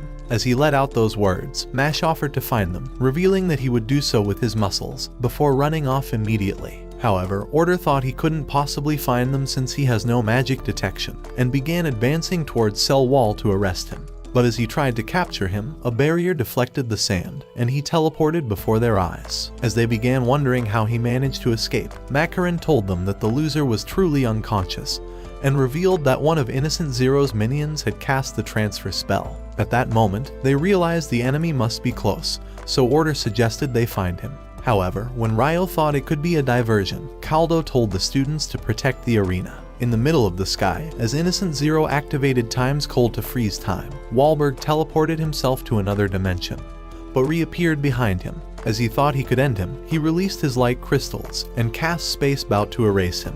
But as Innocent Zero materialized behind him, Wahlberg began wondering how he managed to manipulate time before his spell. Immediately, Innocent Zero activated Time Rewound, sealing a time spell on Wahlberg's body, and as the clock ran, it began draining the life out of his arm, and even covered half of his face. As Innocent Zero told him that he would drain his entire body, Wahlberg discovered that he was exploiting the openings of his attack, and realized that he has grown twice as strong as before. Even so, he decided to cut out the entire space frame, and cast Space Bout Stampede, a blinding light that spread around Innocent Zero. So as Wahlberg began slashing across his body, desperate to stop him from freezing time, the light crystals continued cutting through space, but as the lights began to shrink, it eventually disintegrated. The magic caused Wahlberg to grow exhausted, but as he began thinking that Innocent Zero was just isekai'd, the menace appeared behind him yet again.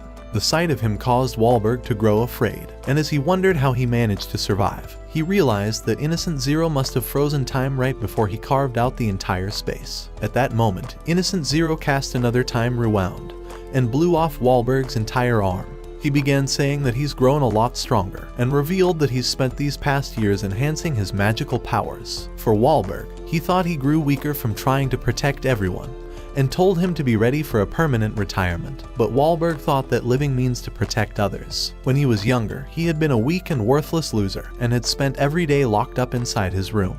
His only friends were his books, because he was too ugly to be noticed by anyone. However, Adam had showed up inside his room, and had tried persuading him to enroll at school. So when Wahlberg wouldn't listen, he would show up every day like a homeless loser, asking random questions just to keep talking to him. Eventually, Wahlberg decided to ask why he continued returning, so Adam told him that he could not leave him alone. These words had changed Wahlberg's life forever, and had awakened the desire to want to save everyone. Right then, Wahlberg unleashed energy waves, ready to sacrifice both of their lives. So as he raised his staff, he activated his space thirds, and a huge space cutter began expanding, before eventually splitting into smaller space boards. So as Wahlberg summoned Uranus Inclination, he revealed that it was the god of the sky, and told Innocent Zero that it has the most powerful space carving magic. When Innocent Zero tried casting Time's Cold, the space boards overwhelmed his spell instantly. Wahlberg revealed that all spells within this space would be transferred to another dimension, so he would no longer be able to escape.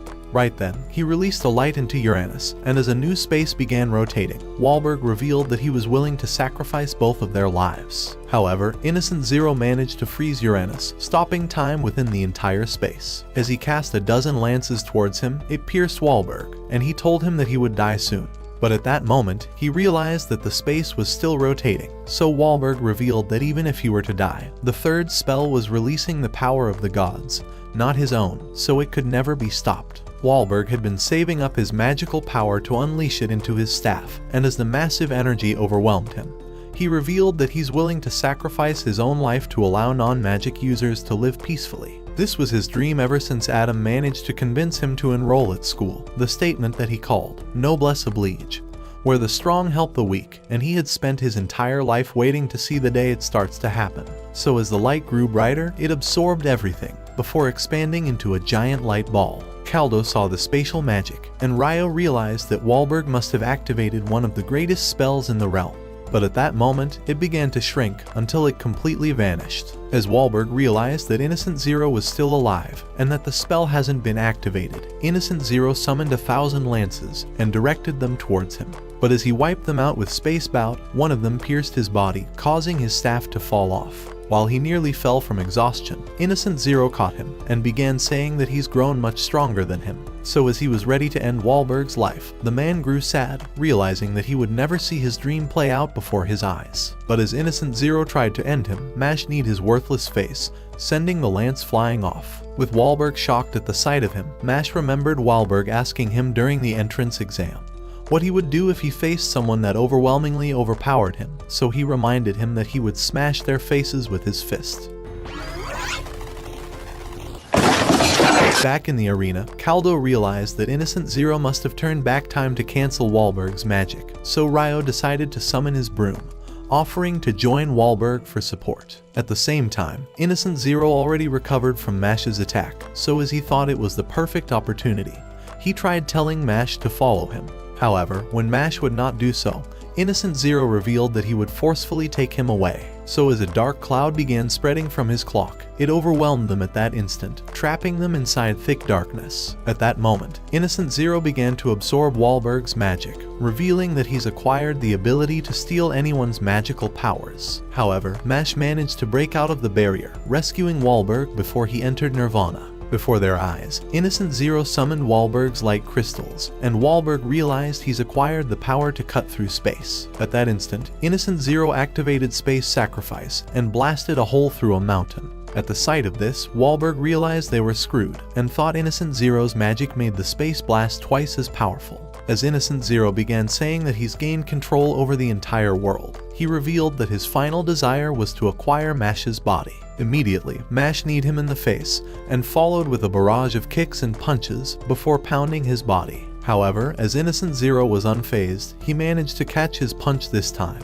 But as Mash withdrew and tried attacking again, the darkness wrapped his foot, but he escaped immediately. As Innocent Zero began oozing with a dark aura, he told Mash that he's definitely taking him back to his dimension. Right then, his body began forming cubes, and Wahlberg revealed that his body has grown too weak to contain his magical powers. For this reason, he was desiring to have Mash's body so that he would become a perfect human who has a strong physical body to hold all the magic. At that moment, he cut a large hole through space, looking to obliterate Wahlberg, but Mash narrowly rescued him and told Innocent Zero that he would defeat him with his muscles, seeing as he's now the strongest magic user in the entire realm.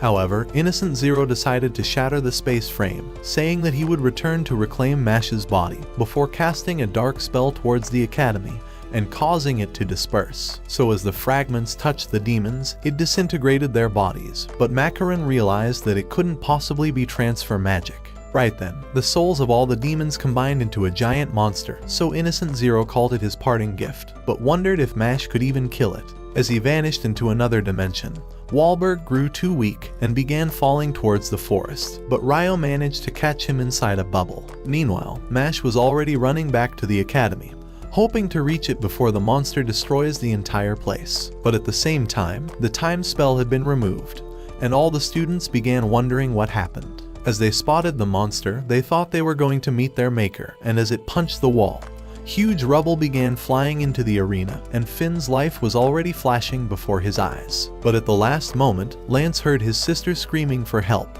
and the sound of her voice inspired him to catch the rubble with Gravile, thanking Anna for always inspiring him. Naruto wondered what the fuck that cutscene was, and thought it was disgusting that he broke the fourth wall just to see his fantasies. Just then, Macaron destroyed the rubble with musical notes and screamed for the students to escape. But at the same time, the monster began approaching the arena, and Finn thought they are hopeless. However, Naruto decided to blast it with fireballs, but a barrier repelled his attack, as Caldo realized that the same barrier had protected Cell Wall from getting arrested. He revealed that Innocent Zero's surviving minion must still be close, and even though Order had gone in search for him, Caldo hoped that he would find the spellcaster before the monster destroys the school. Just then, the students realized that the exit has been sealed, but Rain decided to support Macaron. As the monster peeped into the arena, all the students began crying for their worthless lives, but as the demon ready to punch to destroy them, they realized it was being pulled back. Mash had managed to grab onto the chains, and as his friends decided to take a look, they realized he was playing tug of fucking war with their lives on the line. Finn thought that ever since he met Mash, he had always felt this way, but he needed way too much plot armor to win this time. Right then, the other students also gathered to look, and began wondering how he was so strong without any magic. They wondered if someone like him could be the top of their academy, seeing as he's a non-magic user, but as they noticed his desperate effort to protect them, they realized that it didn't matter. He had managed to do something that no one else could do, and was even fighting to protect the entire school. At that moment, they began screaming for support, and Finn realized that Mash has managed to achieve his dream of being supported as a non-magic user. So as he grew proud of him, he decided to scream that Mash can do it. At that instant, Mash's innate powers awakened, so he lifted the fucking giant monster, swinging it around in the air, and throwing it at a mountain to blow him up. All the students began cheering for him, and Finn was glad to see him in the forest, but as Lemon appeared at the same time, she began asking Mash if he's finally ready to cream her puff.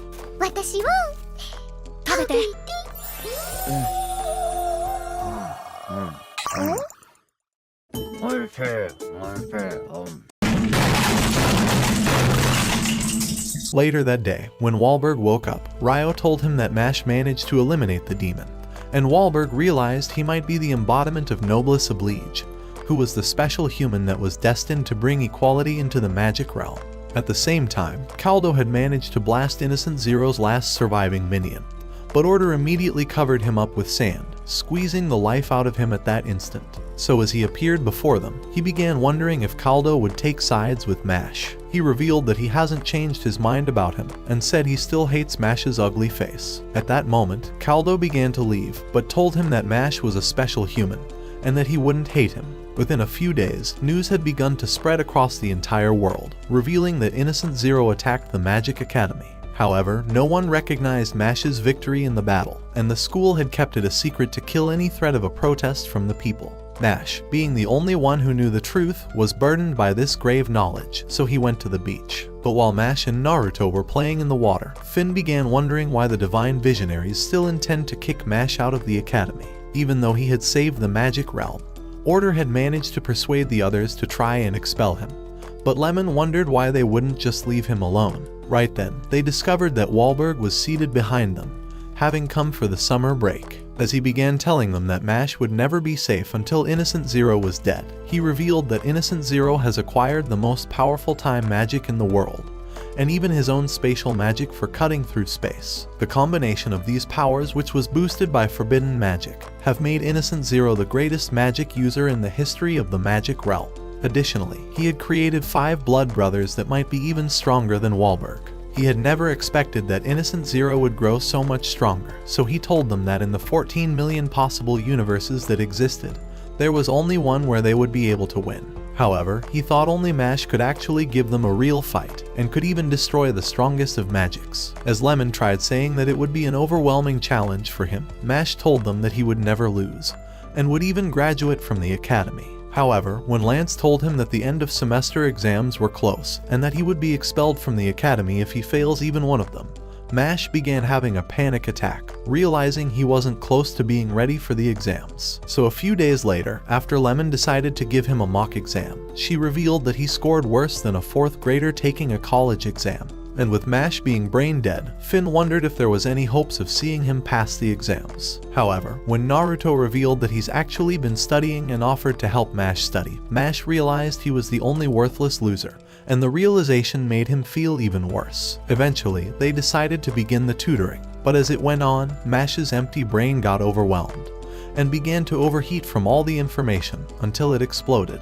However, after managing to cool off, Mash resumed his study, but when he realized he wasn't learning shit, he took off towards the window and jumped outside instantly. Thinking he may have gone nuts, Finn suggested they search for him, but Lance said that he would never waste his time on a coward that runs away, especially if that was the kind of person Mash was. But even so, Finn realized he wouldn't abandon him, the same way Mash was always there for him. After arriving in the forest, he discovered that Mash had nearly buried his entire body, and Mash apologized because studying was the one thing he couldn't do. However, Finn thought this wasn't like him, since the Mash he knew was able to defeat the impossible, and he wanted to be able to graduate with him. Hearing those words, Mash realized that he was being pathetic, so he rose out of the ground, saying that he would try his best. Before long, they returned to the class, and Mash apologized for running away. However, Naruto thought he was too tired now, but as soon as Lemon said she'd reward Mash with her citrus juices, the simp wondered if he could also get some if he helped Mash. So as they decided to continue the tutoring,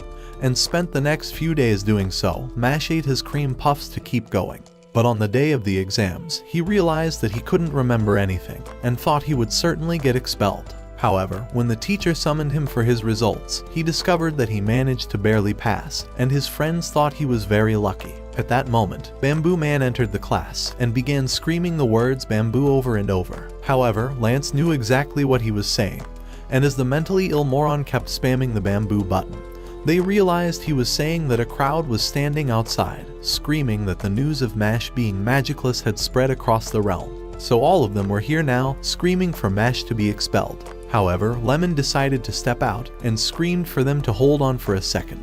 After they went silent, she began saying that Mash's worth doesn't depend on his magic skills, and that he has the greatest back-breaking moves when creaming her puff. However, Lemon tried saying that he's special, even calling herself his wife, but when the people continued screaming for his expulsion, Naruto appeared before them, introducing himself as Mash's agent. He began saying that it was truly an honor to meet all of them, but had only one thing to say. キルユー以上。なんでややこしくしてるんだ。 The people grew even angrier, and an ugly, worthless loser began calling them criminals for defending Mash. Immediately, he hurled a stone at Lemon, but Lance stopped Mash from going outside, saying it would make the situation worse. As Lemon began screaming that she would take Mash's punishment, remembering that he saved her during their entrance exam, she told them that she believes in him and would support him because he's a good person. However, the ugly loser thought he would become famous if he captures him, so he began calling her a sinner and called on the others to kill her. Without hesitating, they started hurling stones at her, but as Mash caught it at that instant, he began catching everything with lightning speed, before throwing them away. However, the ugly loser was glad to see him, and thinking it would be easy to capture him, he summoned Prison Wall, trapping Mash inside the steel cage. He thought he would be trapped inside the thick steel forever, but he had no idea what the this mushroom head was capable of, and Mash began punching through the steel until the door fell open. So he threw the cage really high, and as it trapped the loser inside, the door sealed him shut instantly. Mash began telling them that he would never quit, and said he would eventually become the strongest man in the entire realm. Just then, Wahlberg materialized before them and announced that Mash's fate would be decided after the Divine Visionary exams. For this reason, he suggested they wait patiently, but told Mash that most people wouldn't dream of a single friend who would stand up to an entire nation for him, yet he had 4 of them on his side. Hearing these words, Mash's determination began to grow, and he announced that he would definitely become a Divine Visionary. Wahlberg told him that passing the exams was the only way to become one, and said his friends would be abandoned by the realm if he fails. 何が来ようともボコボコにしてあげますよ。プーパンで。 Watch this next video. Till next time, my fellow legendary plot masters.